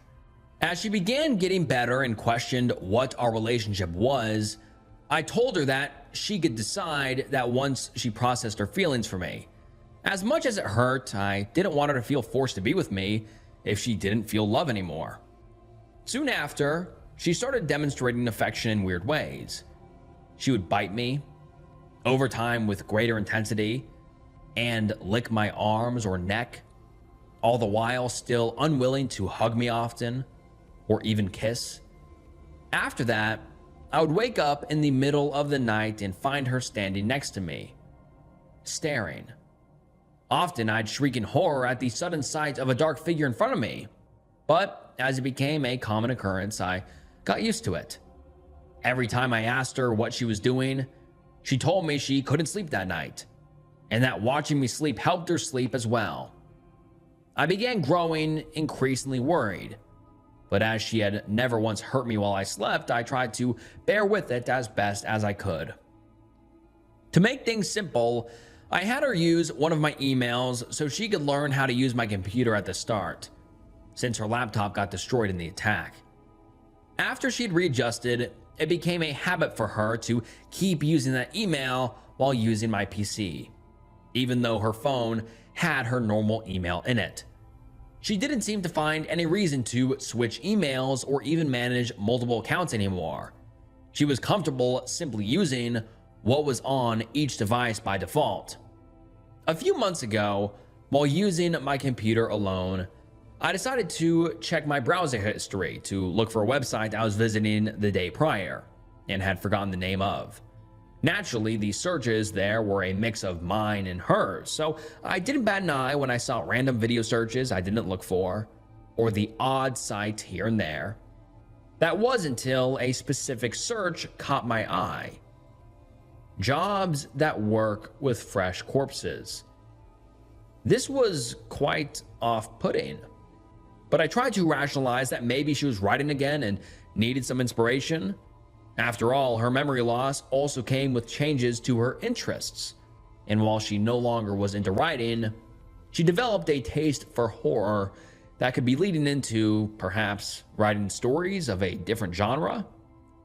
The odd search got me curious, and I began to look further down the search history. I could find a lot of true crime, urban legends, and close encounters with monsters. I also noticed that every few weeks, she would look for reports on the incident that killed her parents, often looking at the original publications and the few updates made throughout the initial months. Although she didn't seem to remember it, she appeared to have gained some sort of morbid curiosity for the subject.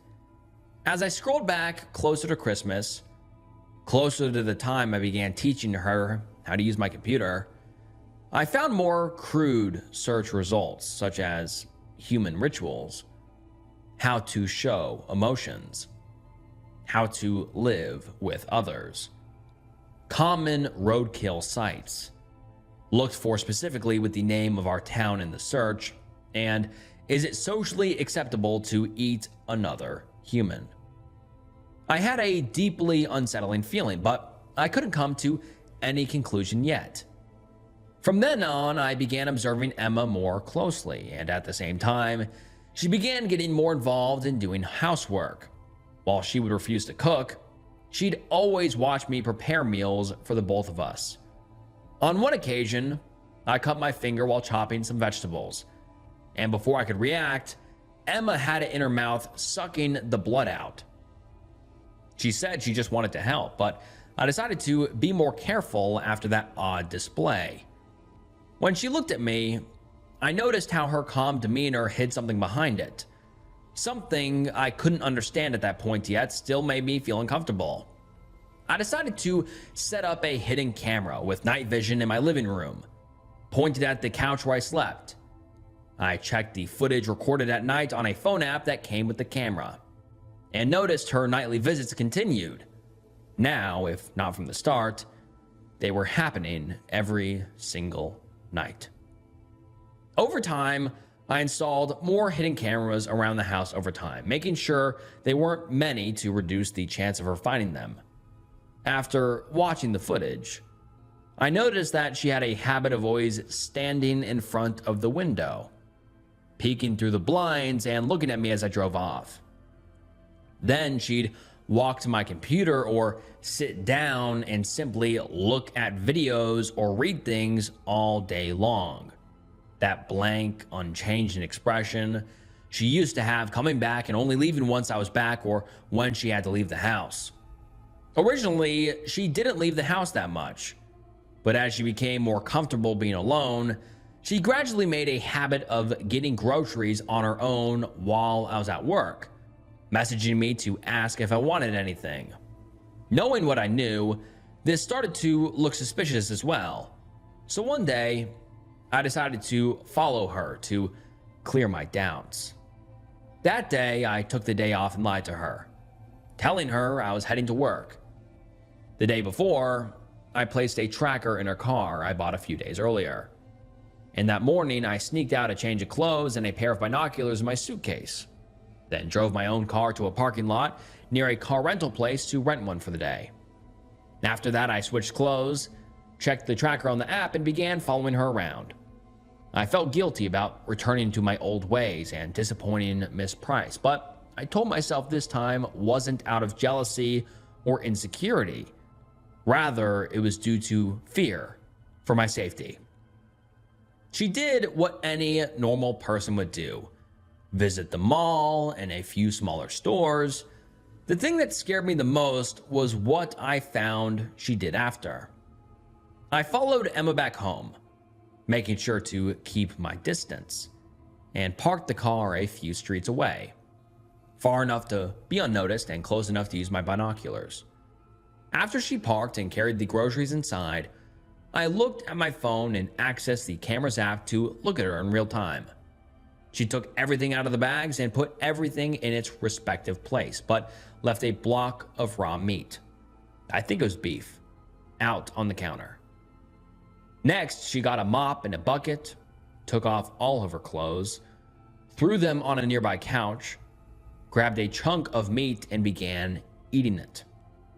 My jaw hit the bottom of the car as I looked at my now ex-girlfriend eating raw meat with nothing on, the fresh blood dripping down her mouth and onto her chest and abdomen in a way that reminded me of some sort of satanic ritual or the like. I felt sick to my stomach, unsure if this was some sort of mental illness or something else. And the somewhat low quality of the chewing noises and her grunts simply added to the bizarre experience. Then, as I recovered from the shock and tried to make sense of what I was seeing and hearing, I recalled her search history and her strange fascination with the attack that killed her parents. I believe in the paranormal, but had never experienced anything myself, and I was wondering if what attacked Emma and her parents that day wasn't a bear, but something else. If maybe, just maybe, my beloved girlfriend had fallen victim to the monster as well, and it had come back pretending to be her. Looking back at the video feed, she kept eating the entire chunk of meat, probably about 4 pounds, though I couldn't really tell from the video alone, until it was completely gone. It was an insane amount of meat that no human should eat in a single day, let alone in a single meal. After that, she mopped down the floor, cleaned herself with a few napkins, brought them to the bathroom, and flushed them down the toilet. Lastly, she went to take a shower. All the evidence of her feast gone, were it not for me having a recording of it. As far as I could tell, this was the first time she did something like that in the house. No other recordings showed her doing anything like that in the past. That night, I came home still pretending to have worked. Fortunately, she didn't ask about it, and we spent the night peacefully. Just in case, I put the phone in my pajama pants, grabbed the kitchen knife, and slid it under my pillow before going to bed. I was twisting and turning, unable to sleep in the slightest. Suddenly, I heard the door of my room open, and I pretended to be asleep as Emma walked towards me and stood right in front of the couch. I half opened my eyes and saw the woman I used to love, her face perfectly illuminated by moonlight, mine obscured by penumbra.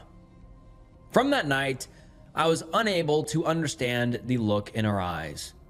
That look that had sent shivers down my spine multiple times, even though I didn't know why. It was hunger, a ravenous, primal hunger. I was her prey. I couldn't move. My breathing started to get heavy, and I had to do my best to keep it under control. I pretended to be asleep while that thing kept looking at me. It felt like I was stuck in that uncomfortable space for hours, but whatever the actual time was, she left after a while. When I felt the danger had passed, I was finally able to fall asleep, and did so almost immediately. I woke up again with a sudden jolt of pain, and found Emma, or the thing masquerading as her, kneeling down and biting down on my left arm. I tried pulling away, and she bit down a chunk of skin without mercy. "What is wrong with you?" I asked, the adrenaline quickly rushing through my body as I went on high alert and pushed her away, grabbing the knife with my right hand and pointing it at her while trying to step back. Her words came out so desperate, her voice almost guttural and uncanny. "I'm sorry, it's just your fear. It makes me even hungrier." I leaped back onto the couch and put my free hand in the backseat to try and flip around. But the weight I put all of the sudden made the couch fall backwards, and I stumbled sideways onto the floor behind, falling on my left side while the knife flew off my hand and landed nearby, in between me and the front door. I looked back, and Emma, leaping at me like an animal, landing next to my left leg and biting into my calf, even through the thick fabric of the pants I was wearing. I felt her teeth sinking into my skin like sharp needles, and while trying to kick at her with my other leg in an awkward way, I used my healthy hand to try and reach the knife. Her mouth wouldn't leave my calf, and it wasn't until she managed to rip yet another chunk of my flesh that she finally let me go. A hole in my pants with blood soaking into the fabric was the only indication that it was my only chance to leave, as it was clear I couldn't fight this thing. I crawled pathetically towards the knife and picked it up, then leaned against the wall next to the front door to unlock it while the creature, now almost completely feral, struggled trying to split out the cloth stuck in its teeth. The next part was a blur. I recall opening the door and crawling out before closing it behind me. I think the adrenaline coursing through my veins was working overtime, because next thing I knew, I was running out the street in the middle of the night while the thing chased behind me. I don't know how long that went for, but I'm sure that, had I not closed the door while I was distracted, it would have caught up to me before I was saved. I didn't know how this happened, as I lost consciousness when help arrived. I woke up a few days later, finding myself with bandages not only on my calf and wrist, but also on my stomach. I was told by one of the doctors that the damage I had incurred required surgery, and that there were 2 officers waiting for me to wake up to take my statement. I told them what had happened, and fortunately, my phone survived the ordeal with just a few cracks on the screen. I showed them some of what I had gathered, leaving out any of my paranormal theories, and told them she began acting crazier and crazier since the accident with her parents. After explaining everything, I found out what happened after I fell unconscious. A truck with some college guys coming back from a party stumbled across Emma in the middle of the road, digging her teeth into the side of my gut while I was unconscious. They said that the car's headlights startled her, and at the moment they noticed what she was doing, they figured she was some sort of junkie and tried to scare her away. Fortunately, they had weapons on them, so after a few warning shots, the thing scurried away into the nearby woods. The guys called the police and an ambulance for me, and that's how I ended up in the hospital. That was 2 months ago. Since then, the government officials came to my home and confiscated my cameras and electronics. I didn't fight them on it, though I was upset I wouldn't be allowed to have any video evidence of what had happened. I was told there should be no further issues, but that I should change the locks and get a weapon, just in case. The story that was given to the press was that Emma had suffered a mental breakdown and attacked me, but ran off before police could get to where the guys found me and hadn't been found since. 9 people have gone missing in that time span. The first 5 were homeless, and sadly, that meant the police didn't put too much effort in the investigation. 2 weeks ago, a cargo worker, a nurse, and a teacher went missing as well. This caused a larger stir in the public, and I hoped it was just a coincidence. But something told me that it might be involved. Yesterday, I found that there was a new victim in the news. It was Miss Price, whom I returned to for therapy after I recovered enough from surgery. Now I find myself alone again, scared of something that might come and try to finish the job. I wonder if this is a punishment for all the wrongs I did in the past. If I got a taste of a perfect life just to be taken away by a force of nature. Or perhaps something more malevolent. If someone you love gets in a terrible accident where they're the only survivor, and they seem to become a different person after that, be careful. They might not be your loved one anymore. There's something very wrong about the woman under the bridge. Written by Twisted Urban Tales. When I moved to Philly for work, I knew the area wasn't great. Not run down enough to scare me off as a 6'2" guy who used to work security, but not the kind of place you wander around at night alone either, whoever you were. My walk to work took me under a bridge every morning, and that's where I first saw her. She sat on a flattened piece of cardboard near one of the pillars, head lowered, hood pulled up, a "please spare change for food" sign scrawled in pencil was propped up beside her.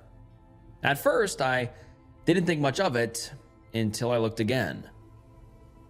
She had no legs. Not covered or hidden, just no legs. There were stumps above where her knees should have been. I paused and took a closer look. She couldn't have been older than her mid-20s, and that part stuck with me more than anything. Her face was grimy, and she had mangled, unkempt blonde hair. But I could tell. You expect to see older people out there, but not someone who still looked like they should have been in college. I reached into my wallet and dropped a few bills into the cup beside her. She didn't speak. She just lowered her head slightly. Everyone else walked past. The next time I saw her was the morning after the weekend, in the same spot, sitting in the same position. This time, when I gave her money, she looked up at me. Her eyes were wide with something that looked like panicked desperation. I hesitated. "You okay?" I asked. No response. I assumed she was pleading for more cash, so that's what I gave her. But that wide-eyed look still persisted as I slowly walked away. Later that day, I got off work early and passed her again around midday. And this time she was looking down, as if trying to be invisible. It stuck with me for a while. The next morning when I stopped again, she did something different. As I handed her money, she slipped something into my hand. A small folded piece of paper, gray and worn, like it had been through it. I opened it while walking. The writing was in messy pencil scribbles, and it wasn't English. I looked over it curiously and put it in my back pocket, assuming it was a thank you note or something. During my work break, I pulled out the note again and glanced at it curiously, wondering what it said. An idea occurred to me. I downloaded a translation app and took a photo. Then I uploaded it to the app, which detected the language: Russian. A few seconds later, the English translation came back. Do not give me money. Man is watching from other side. He see where you keep wallet. He wait for you when you alone. He make me do this. I blinked and read it again. A cold chill ran through me. I didn't take that route home, and when I got back, I called the police. Told them everything. The woman, the note, the warning. The voice on the other end barely reacted, sounding like it was just another Tuesday. Just said that they'd get someone to check it out. Didn't ask for the note or any further details. No follow-up questions, no urgency, nothing. I hung up with no real optimism that they'd take any action. 2 days later, I went back early in the morning, just to check if anything had changed. The streets were still dark, completely empty at that hour. I had a fake wallet in my back pocket and my pistol just in case, but I wasn't expecting to use it. I arrived hoping to see the area cornered off, at least some sign that the authorities had been there, but there was none at all. And she wasn't there. The spot under the bridge was empty. The cardboard and the sign were gone. I glanced at my watch and stood there, telling myself it was early. She might not be out yet. But where else would she be? After all, she slept there. I stood there longer than I should have, listening. The water beneath the bridge moved slowly, quietly. Then I heard something. Faint, like a voice. I turned my head in its direction, then followed it cautiously down toward the riverbank. As I walked, the ground became uneven, damp. I paused a few more times, listening closely, but I didn't hear the sound again. I almost turned around and left. But then I saw a dark shape out in the distance shift. It didn't look right. I took a few more steps towards it, and that's when I saw what it was. Someone was in the water. I rushed closer, and that's when I saw her, turning in the current as it washed over her face. I opened my phone torch and pointed it at her. It was the same homeless girl from under the bridge. She was tied up and barely moving. I waded in without thinking. The water soaked through my shoes instantly as I grabbed her and slipped my arm under her shoulder. I lifted her out of the water. She was slippery and cold. There was blood on her arms and down the front of her shirt. Her eyes flickered open as I pulled her out, dragging her onto the bank. Then her eyes widened and her hand grabbed my shirt, weakly but urgently. I realized she was looking behind me. Then footsteps. I reacted before I could even think. I didn't even stop to look. I just pulled out my gun, turned, and fired. The sound was deafening, cutting through the silence. Something hit the ground in the distance before I fully saw it. My heart racing, I swallowed and approached closer, both hands on the gun. A tall man lay twitching on the damp ground. I pointed my phone torch at him. He was dressed in black, mask over his face, gun in his hand. If she hadn't warned me, I would have been dead. As I looked into his eyes, the realization dawned on me. This was him, the one using her, making her sit there, day after day, pulling people in. When she looked at me like that, she hadn't been begging. She'd been trying to warn me, and he must have found out about the note. I felt sick. Rage flooded in so fast it drowned everything else. I aimed at his head and fired. He stopped moving instantly, but I fired again and again. I lost count. Each shot was louder than the last, splitting through the silence in the dark. I kept firing after it stopped being self-defense. Consequences be damned. It took me a few seconds to catch my breath after the last shot. Then I rushed back towards the water. By the time I got back to her, she wasn't responsive. I dropped to my knees beside her and lifted her. "Hey, stay with me," I said, my voice breaking. "You're okay. You'll be okay." There was no reaction. I pressed my fingers to her neck, feeling for anything. "Come on," I muttered under my breath. I pulled out my phone and called an ambulance, trying to keep my voice steady as I explained the situation.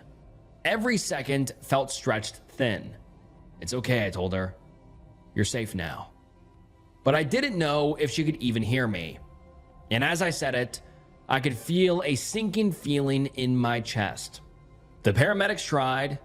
They worked on her right there by the water. As I stood back watching them, but it didn't take long. She was pronounced dead on arrival. I still walk that route sometimes. Not because I have to, but because I can't stop thinking about it. I feel eyes on me every time I go back to that place under the bridge.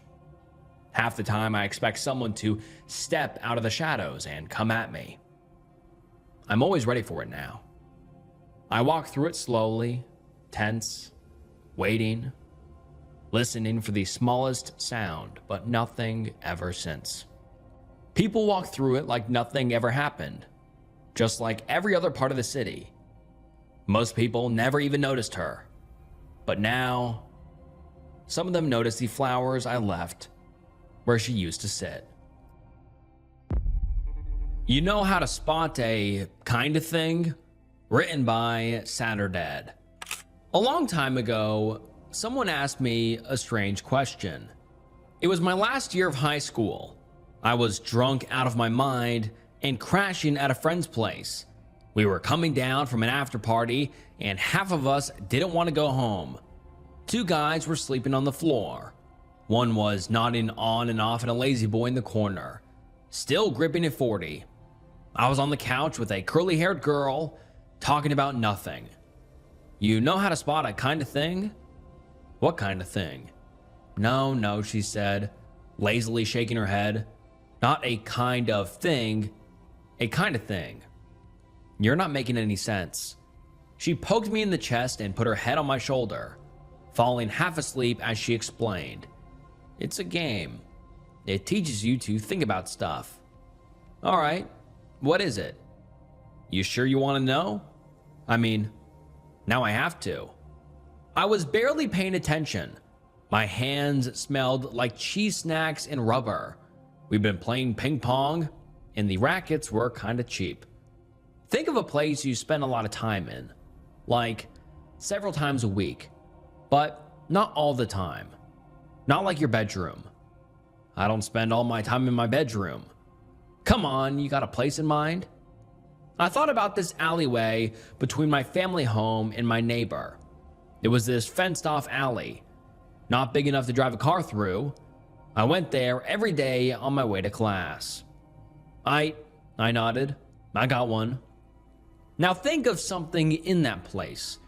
Something you know, but don't own. Something you've seen, but got no pictures of. Give me a sec. I thought about this one particular thing.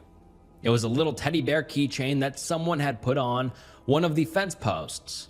Nothing big, just a plastic thing with a heart in the middle of the chest and an all too neutral teddy bear smile. Just a fun little quirk on an otherwise depressing stretch of concrete. All right, I got a thing. You know what colors it is? She asked. I had an idea, but I wasn't 100% certain. There was some red in there.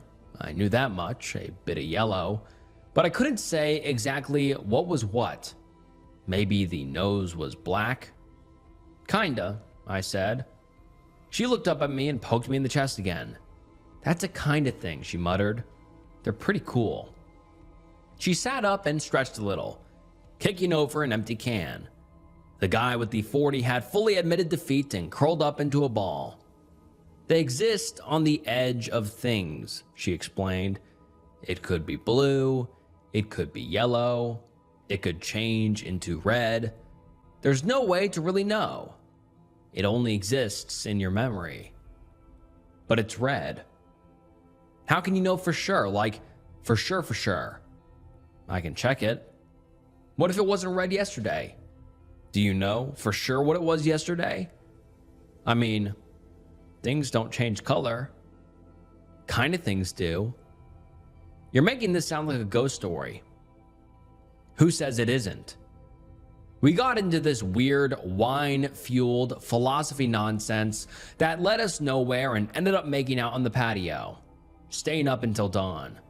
As the sun rose and a car came to take her away, I decided to drag myself home. As I wandered, I took the route through that alley, and like always, the teddy bear keychain hung on one of the posts. Except the thing wasn't red or yellow. It was blue, like my mother's novelty sunflowers. There were a couple of red spots along the paws, but the main thing was all blue. I'd been certain it was supposed to be all red, but maybe I just focused on the details. I picked it up, put it in my pocket, and instantly forgot about it. I wouldn't see that keychain for a long time, and I wouldn't think much of it because I guess that's the nature of kind of things. I saw that keychain a couple of times over the next few years.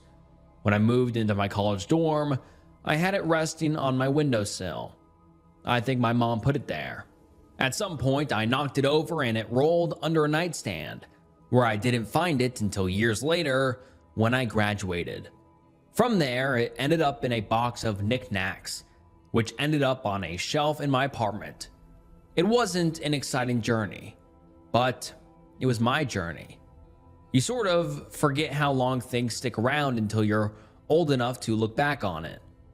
I got my bachelor's degree, my master's degree, and got working on a doctorate. As part of my doctorate, I had to teach a class. My expertise circled around information science, with a slight leaning towards digital architecture and preservation. But I wanted to give my classes something to make them really stick. That was the first time in years that I thought of kind of things. Problem was, once I went looking for that teddy bear keychain to bring to class, I couldn't find it. When I held my first class, I told them all about the kind of things. I asked my students to consider what their own kind of things would be. It was all framed in the context of how important it is to preserve factual information in a way that makes it contextually aware. But for all the first-year students, it turned into a thing to share at parties. And the circle of drunk philosophers continued for another generation. It was fun though. They all had something. A cracked coffee cup, an old bike wheel abandoned near the football field, a baseball cap on the top shelf that they couldn't reach. All little things that didn't matter but were important enough to be made and forgotten about. And now I had a whole class thinking about them. Every class I taught heard that story. I skipped the part where I made out and smelled of Fritos. They didn't need the details. Not everyone knew my name, but they all remembered me asking that first question on the first day of class. You know how to spot a kind of thing? By the time I turned 27, I finished my doctorate. I had a paid position, but I was looking for something more permanent. You don't go chasing tenure right away, but I wanted to do more experimental work, maybe field work even. I had applied for a couple positions at colleges out of state. Not Ivy League, but up there in the charts. I figured this was as good as a time as any to stretch my wings after spending all of my life in one state and city. One of my proposals got picked up, and my time as a teacher of that one class was swiftly coming to an end. One more semester and that would be it. It was bittersweet. I'd gotten to know my colleagues pretty well. They were a bunch of fun nerds, having board games, nights in the lounge. They all had this thing where they cleaned out vodka bottles as water bottles just so students could take funny pictures and go, "This is my professor, LOL." I was sad to see it come to an end, but it was time to move on to find newer things. New can't always be bad, and my colleagues had planned one hell of a going away party. It was the last day of class, a Friday. They were holding a bit of an event for my last class, and all my colleagues were there. Some held speeches, and the students were invited to share some anecdotes as well. There were a lot of nice words, I won't lie. I got a bit teary-eyed. Once things come to an end, everything gets put into the perspective of how much you're going to miss it. Every stupid little detail. As a final hurrah, they revealed a gift to me. Something for me to bring to my next office. I could tell it was a box of some kind, covered in a big white cloth. They pulled it off with a magician's flair. We all applauded. There was a box. That much was right. A big one. At first, it looked like a junk drawer. A rock with googly eyes, an old horseshoe, a tasteless bronze leprechaun, things like that. But once I saw the text printed on the side, it all made sense. Kind of things. "We decided to get them for you," a colleague said, leaning on my arm. "We know how much you love them, so we all went out and got our kind of things. We figured you'd enjoy them." I've never been so proud to get a box of junk. The next few weeks were a blur. Moving trucks, cleaning, leases, putting those plastic buttons on the legs of a new furniture so they don't scrape the floor, putting up shelves, straightening photos and paintings, washing the cloth for the kitchen table, making a space into a home, one tacky bachelor item at a time. All the while, I had a box resting on top of my closet, still proudly labeled "kind of things." I got an apartment with 3 rooms, a bathroom, and a kitchen. I hadn't planned on living that large, but it was too cheap for me to pass up. I made one room into my bedroom and the other my living room, but I wasn't so sure about the third one. I decided I'd make it into a guest room, somewhere down the line. For now, it was a storage space, somewhere for me to put boxes of memories that didn't quite matter. Not just the kind of things, but the baseball cards, the participation trophies, and the signed band shirts. It was all in there. I think most people have a space like that, in one way or another. It didn't seem like a big deal at the time. I was settling into a new job with new people in a new town. I was learning what places made the best tofu dishes. There was no time to reminisce. I had to look forward. If you don't, things in the rear view look bigger than they really are. On my first day of class, I brought the box of kind of things. I barely looked at it. I was too busy trying to keep the notes in my head organized. I couldn't half-ass my first day on the job. I had to make an impression. Not just for my students, but there'd be a couple of new colleagues in the crowd. That's why I brought the box. Crowds love props.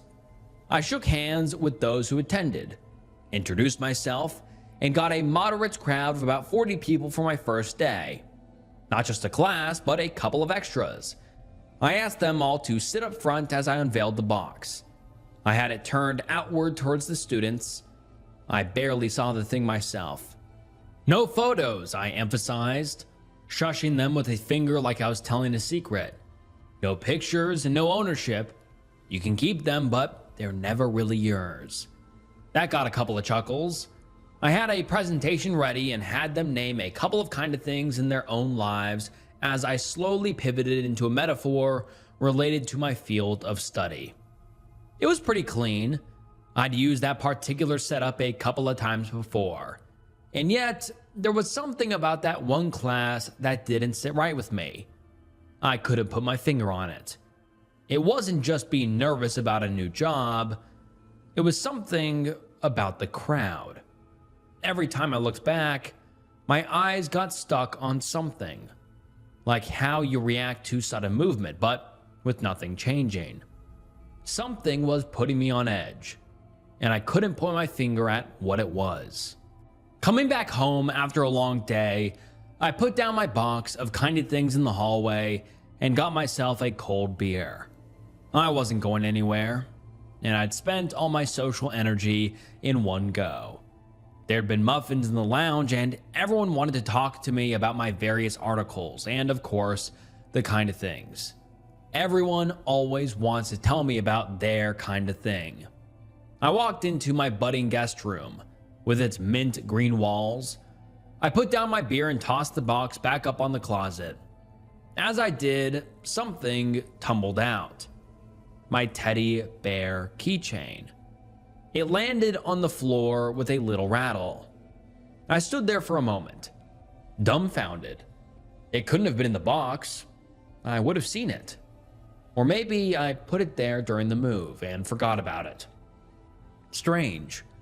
I hadn't seen it for a long time.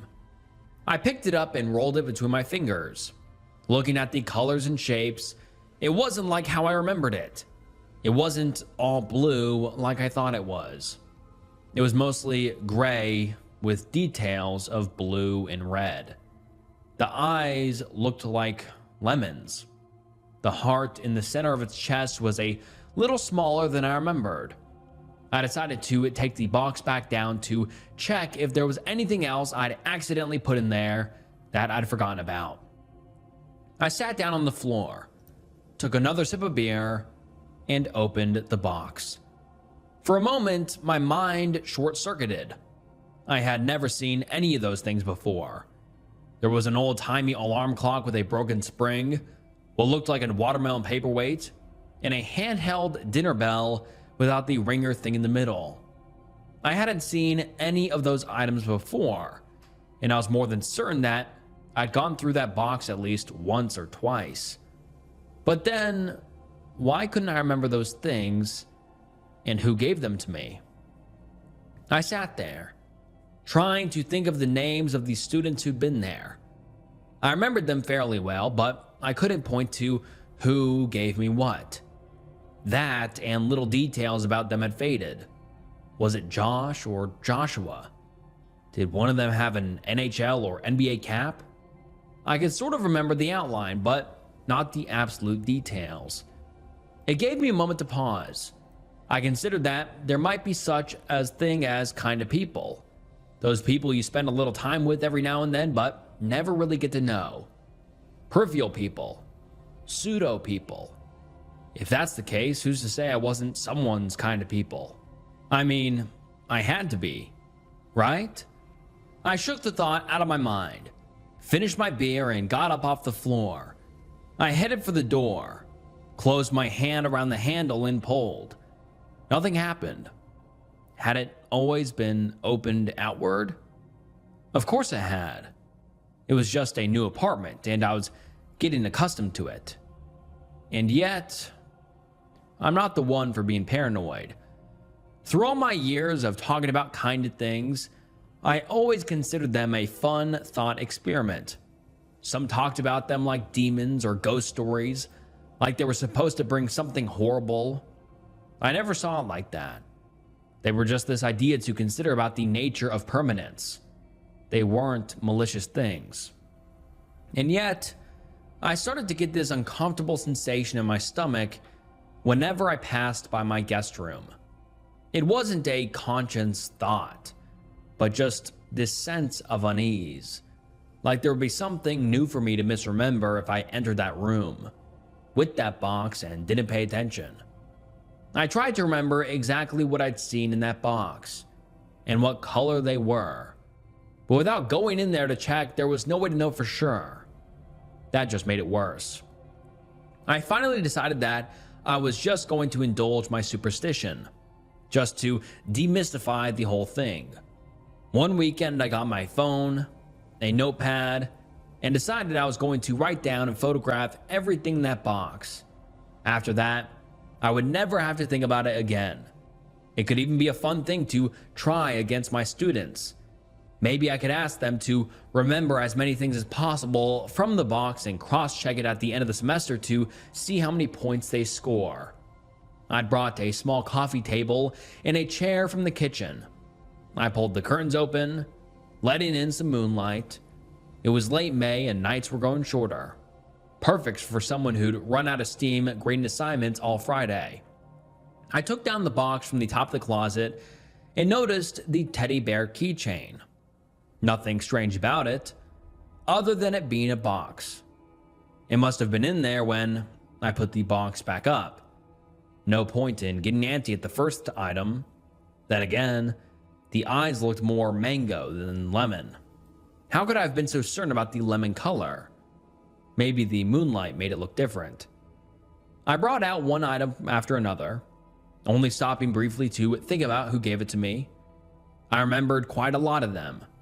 I could pretty clearly tell which one of them was from my colleagues and which weren't. A couple of items were probably just random debris that one picked up just to be in on the joke. However, I suspected that quite a few things were probably authentic kindas. I went through the items one by one, taking pictures and writing their features down in a notebook. It was a strange feeling, sitting alone with so many uncertainties. About 36 thought experiments, all neatly lined up and cataloged. The final item I wrote down was a little ceramic frog in a tux, smoking a cigar. There were some folks outside making a ruckus, so I got up to close the guest room door. I paused for a moment to consider which way the door went. It opened outward. Sitting back down, I took a closer look at the ceramic frog knick-knack. It wasn't smoking a cigar. It was more like a cigarette. A long, lean one. It wasn't a big detail, but it was enough to make me doubt myself. What if I had cataloged something else wrong? Just a teeny tiny bit wrong. That would put the whole thing into question. I had to be certain. I went back along the line of items, double checking. I made a few corrections. The alarm clock was stuck on 1:30, not 1:25. The broken spring went around 6 times with a twirl at the end, not 7 times with a straight end. And finally, I was back to my teddy bear keychain. I wrote down the details as I remembered them. Scratching my head, I got up. I needed a break anyway. I went back to the guest room door and tugged on the handle. It was supposed to open outward, but it didn't. I pulled it inward instead. That didn't work either. I took a step back, feeling a stone sink into my chest. I could hear my own breathing as the room felt smaller. I put my hand on the handle again and took a deep breath. I'd opened this door before. I knew it would open again. I turned the handle and pushed. It swung outward. I breathed a sigh of relief. Then again, why was I relieved? What was I expecting? There was no world in which that door wouldn't open. So what was the big deal? I decided I wouldn't let myself be tricked by uncertainty. I closed the door and opened it again. Then I did it again. Then I did it a third time, but with a little celebratory swirl. As I came around, I noticed something on the coffee table. The frog was definitely smoking a cigar. I stopped mid-twirl and looked a little closer. That wasn't right. I'd written cigar, crossed it out, written cigarette, and now it was certainly a cigar again. I picked it up and held it up to the light. Definitely a cigar. No doubt about it. In every conceivable angle. I tried to get a reference point, like how the cigar was as thick as its froggy fingers. A cigarette wouldn't be like that. That was something I could rely on. A measurement, not a casual observation. I put it down and stepped back, looking at the table as a whole. Without perceiving every single item individually, there were things I didn't recognize. I couldn't put my finger on what it was, but I knew something looked different. Or maybe not even looked. It felt different. For the first time, I considered that maybe kind of things weren't just a thought experiment. Maybe there really was something to them. Maybe the items at the fringe of our lives do possess some quality that we don't perceive until we sit down and look. And if that was the case, what might happen if you put 36 of them in a single room and close the door? Hold on. I didn't close the door. It was open last time I checked. I paused for a moment, taking a deep breath. I was spiraling for no reason, working myself up over nothing, like staring at a still picture, thinking there's a ghost in it. There weren't creepy ghosts or creepy crawlies. They were just little things left by the roadside, figuratively and literally. I picked up the first thing I spotted and held it up, a little glass snail. It lost one of its eye stalks. I looked to my reference sheet to confirm which eye it was, only to realize the snail wasn't on the sheet to begin with. Had I missed it? At that point, I stopped. I flicked the snail across the room, grasped my head, and said no out loud. I needed to hear the word to ground myself. I was making things up. I had to be. I decided to call it a night, leaving it all on the table for now. I shook my head and turned to the window, grasping for the curtains as I checked my phone. It was getting close to 11 p.m. There were no curtains. Looking up, I realized I was standing at the wrong end of the room. The window was to the right, and there were no curtains. I had been so certain just a second ago, but my hand just tapped against the eggshell wallpaper. I was getting confused. Turning back around, I noticed two things. One, that the door was slightly more to the right than I thought it would be, and that the coffee table was up against the leftmost wall. It's like I'd turned the wrong way. My eyes briefly crossed over, and I saw double. I shook my head again, trying to make sense of what I was seeing. I tried telling myself it was conditioning. I had been thinking about uncertainty all day, and I was tricking myself into a pattern of thought. I headed for the door, turned the handle, and pushed outward. Again, nothing. This didn't make sense. I knew it opened outward, and I refused to believe otherwise. Something was wrong. Something was very wrong, and I had to accept that this was not normal. Over the next few minutes, it felt like everything changed every time I looked away. The window felt smaller, the door had the handle on the wrong side, the coffee table was up against the leftmost wall, then the right, the wallpaper was eggshell, then got a slight hint of maroon. The floor was imitation wood, then a textureless brown plastic. I pulled on the door a couple of times, but it didn't open either. I turned to open the window, but it was gone. I could feel a cold sweat coming on. I wasn't imagining this. It wasn't a misunderstanding. I knew what was out there, and I knew I'd looked out that window dozens of times. I backed away and put my hand on the light switch.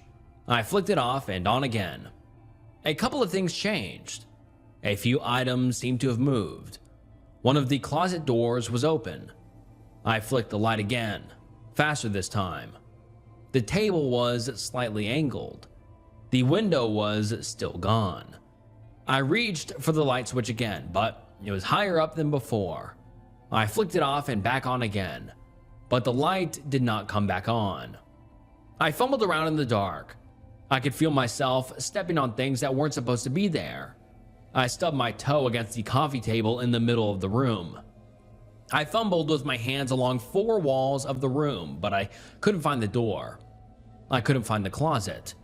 After a while, I couldn't even find the coffee table. I tried lying down flat and spreading out my arms, hoping to touch pretty much whatever. After a couple of tries, I couldn't even find my way back to the wall. It was just me and this impressionless void. It didn't make sense to me. I knew exactly where things were supposed to be. I knew what I was supposed to be looking at, but that didn't matter. I brought out my phone and turned on the flashlight. I didn't have a lot of battery, but it would have to do. I could see my own hands, but nothing else. It was just this intense darkness where not even moonlight could reach. I got down on my knees and touched the floor.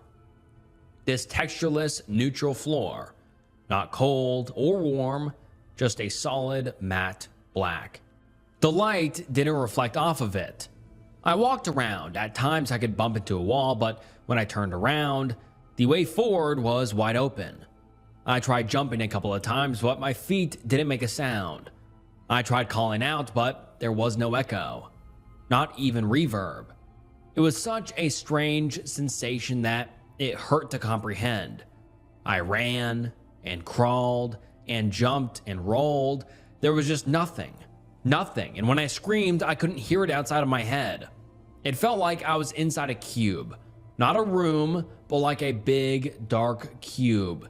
It's as if the kind of things had made everything so uncertain that I slipped between the cracks, ending up in some place in between. If I tripped or fell, I could feel myself rolling off the floor and landing on what was previously a wall, making me think every angle was made to be uncertain, designed to change. After a while, I just started walking forward. I walked and walked and walked, but never hit a wall. 10 minutes, still no wall. My heart was pounding out of my chest, and I could taste salt on my tongue. Without anything outside yourself, you start to notice details you would otherwise ignore, like how you breathe or how your heart sounds as it beats. You can hear the tendons stretching your legs with every step, and you start to question why. I tried to fixate on things I knew for certain. My name, my parents, the name of my childhood friends, but even in that circle of grounding, there was doubt. What color were my mother's eyes, really? In that damn teddy bear keychain, what did it really look like? That seemed to shift something. There was a flash, like a light post going past a speeding car. That was something. Reaction. Maybe the kind of things, if they got me lost, could also help me find a way back. I thought about that teddy bear keychain. I tried to imagine myself on that first drunken morning, picking it up from the fence behind my family home. I remember turning it over in my hands, looking at the colors and the patterns, but in that thought, there was nothing there. Just this swirling pattern of black and white, like the static between TV channels. Thinking about how it tickled my hands, making my brain feel like it needed to discard the memory like an unpleasant sneeze. I brought the memory back further. I thought about that night on the couch with that curly-haired girl. That night when I first heard about the kind of things. Who had she been? We talked all night. We'd made out, but I couldn't remember her name. Did I ever see her again? And there were a couple of things that didn't add up. Had she known anyone at the party? Why was she the only girl there? Why didn't we exchange numbers? My thoughts spiraled as I started to question every step along the path. You are what you do, and if all you've done can be called into question, you start to feel like nothing. And I fell to my knees. It didn't hurt. Nothing hurt. It was like floating in a world that forgot to pull you down. I would sometimes find myself inches above the ground, having to stretch my toes down to feel something solid. After a while, I lost that too. But I kept my mind on that teddy bear. I pushed past the fractal images I'd built in my mind. The red, the blue, the gray, the black, the lime and mango eyes. If you looked past all of it, there were certainties that never changed. It had 2 eyes, 2 legs, 2 arms, and a heart on its chest. That was always there. That was certain. I repeated it like a mantra. 2 eyes, 2 legs, 2 arms, and a heart. 2 eyes, 2 legs, 2 arms, and a heart. Something was happening. The ground came back. There was a light. Were there distant lamps, pieces of wallpaper, or lonely stars? It was a night sky. I recognized some of the constellations. I spun around, pointing out patterns I recognized. I spun on my heel, excited to feel something solid beneath me. 2 eyes, 2 legs, 2 arms, and a heart. As I came around the second spin, my entire field of view was absorbed. Something astronomically large, impossibly large, a planet-sized eye, so unfathomable that it couldn't be considered a thing or a place, it just was. An eye. The word rattled in my mind like a panicked bird in a cage, screaming at me, over and over. An eye. It was an eye. It repeated to the point where it turned from thing to word to noise. An eye. An eye. An eye. An eye. An eye. I shut my eyes and imagined the teddy bear key ring in my hands. I imagined the texture. I decided I would have to commit to a truth that I knew to be true. I had to force myself to be certain. I decided it was blue, with red details. That's how I remembered it from that first night, and that's what it had to be. Blue, with red details and lemon eyes. Looking up, I could see dozens of coffee tables in random patterns, all covered in teddy bear keychains of various shapes and patterns and colors. All the while, something so large that the universe itself looked like the dark of its eye bore down on me from every angle. It didn't need to say anything. I knew what had to be done. It wanted a choice, a certainty. I had to show it the right kind of thing.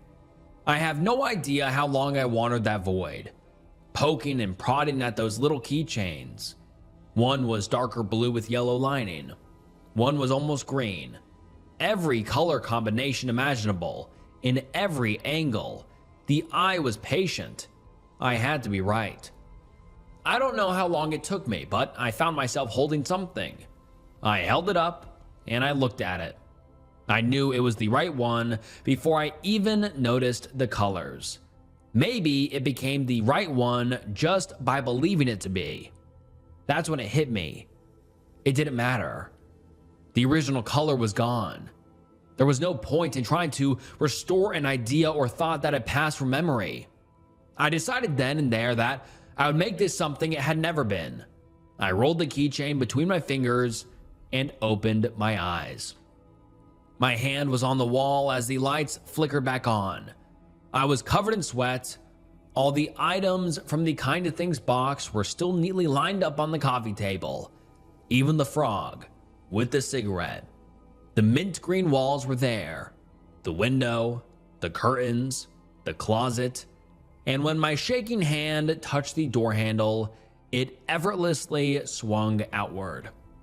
I cried with relief and crawled out, ending up in the hallway, clutching my teddy bear keychain. The next day, that whole box of items went straight in the trash. I stopped talking about the Kind of Things in my lectures. I made up this other thing about humpback whales and their patterns, but it wasn't nearly as effective. People like talking about their own kind of things and their own ideas relating to it. I still hear people talking about it on campus to this day, despite not mentioning it for about 3 years. I have photographed and documented everything about that teddy bear 100 times over, and it hasn't changed since. I know it better than the color of my mother's eyes. It's my one anchor binding me to this place. I could never go without it. I still get uncertain sometimes. I think when you cluster so many kind of things, it triggers a kind of chain reaction. If you just have the one, I don't think they do that much. You might just make the occasional mistake when trying to remember them. I think what I went through was a result of a cluster impression over a prolonged period of time. I don't ask people that strange question anymore. I don't want to invite them into something they can't prepare for. But if you were to look for a kind of thing on your own, do so in a way that destroys it. Photograph it, keep it close, remember it. If you keep it in the periphery, it may just drag you out there with it. I've heard so many ideas on what they are and why they function this way. Some say that it's demons touching things that we forgot to care for. Others say that it's ghostly possession. I heard one student claiming they are lost souls, looking for solace in places they won't be disturbed. I don't know. I don't think anyone will ever know for sure. It's the nature of kind of things to never truly be known. But as long as I have that one thing to keep me grounded, I'll be fine. Maybe there'll be the occasional kind of thing in my life going forward, but at least I will know not to collect them. For now, I'll keep my keychain close and look to things I know for certain. 2 eyes, 2 legs, 2 arms, and a heart. My all red teddy bear keychain with coal black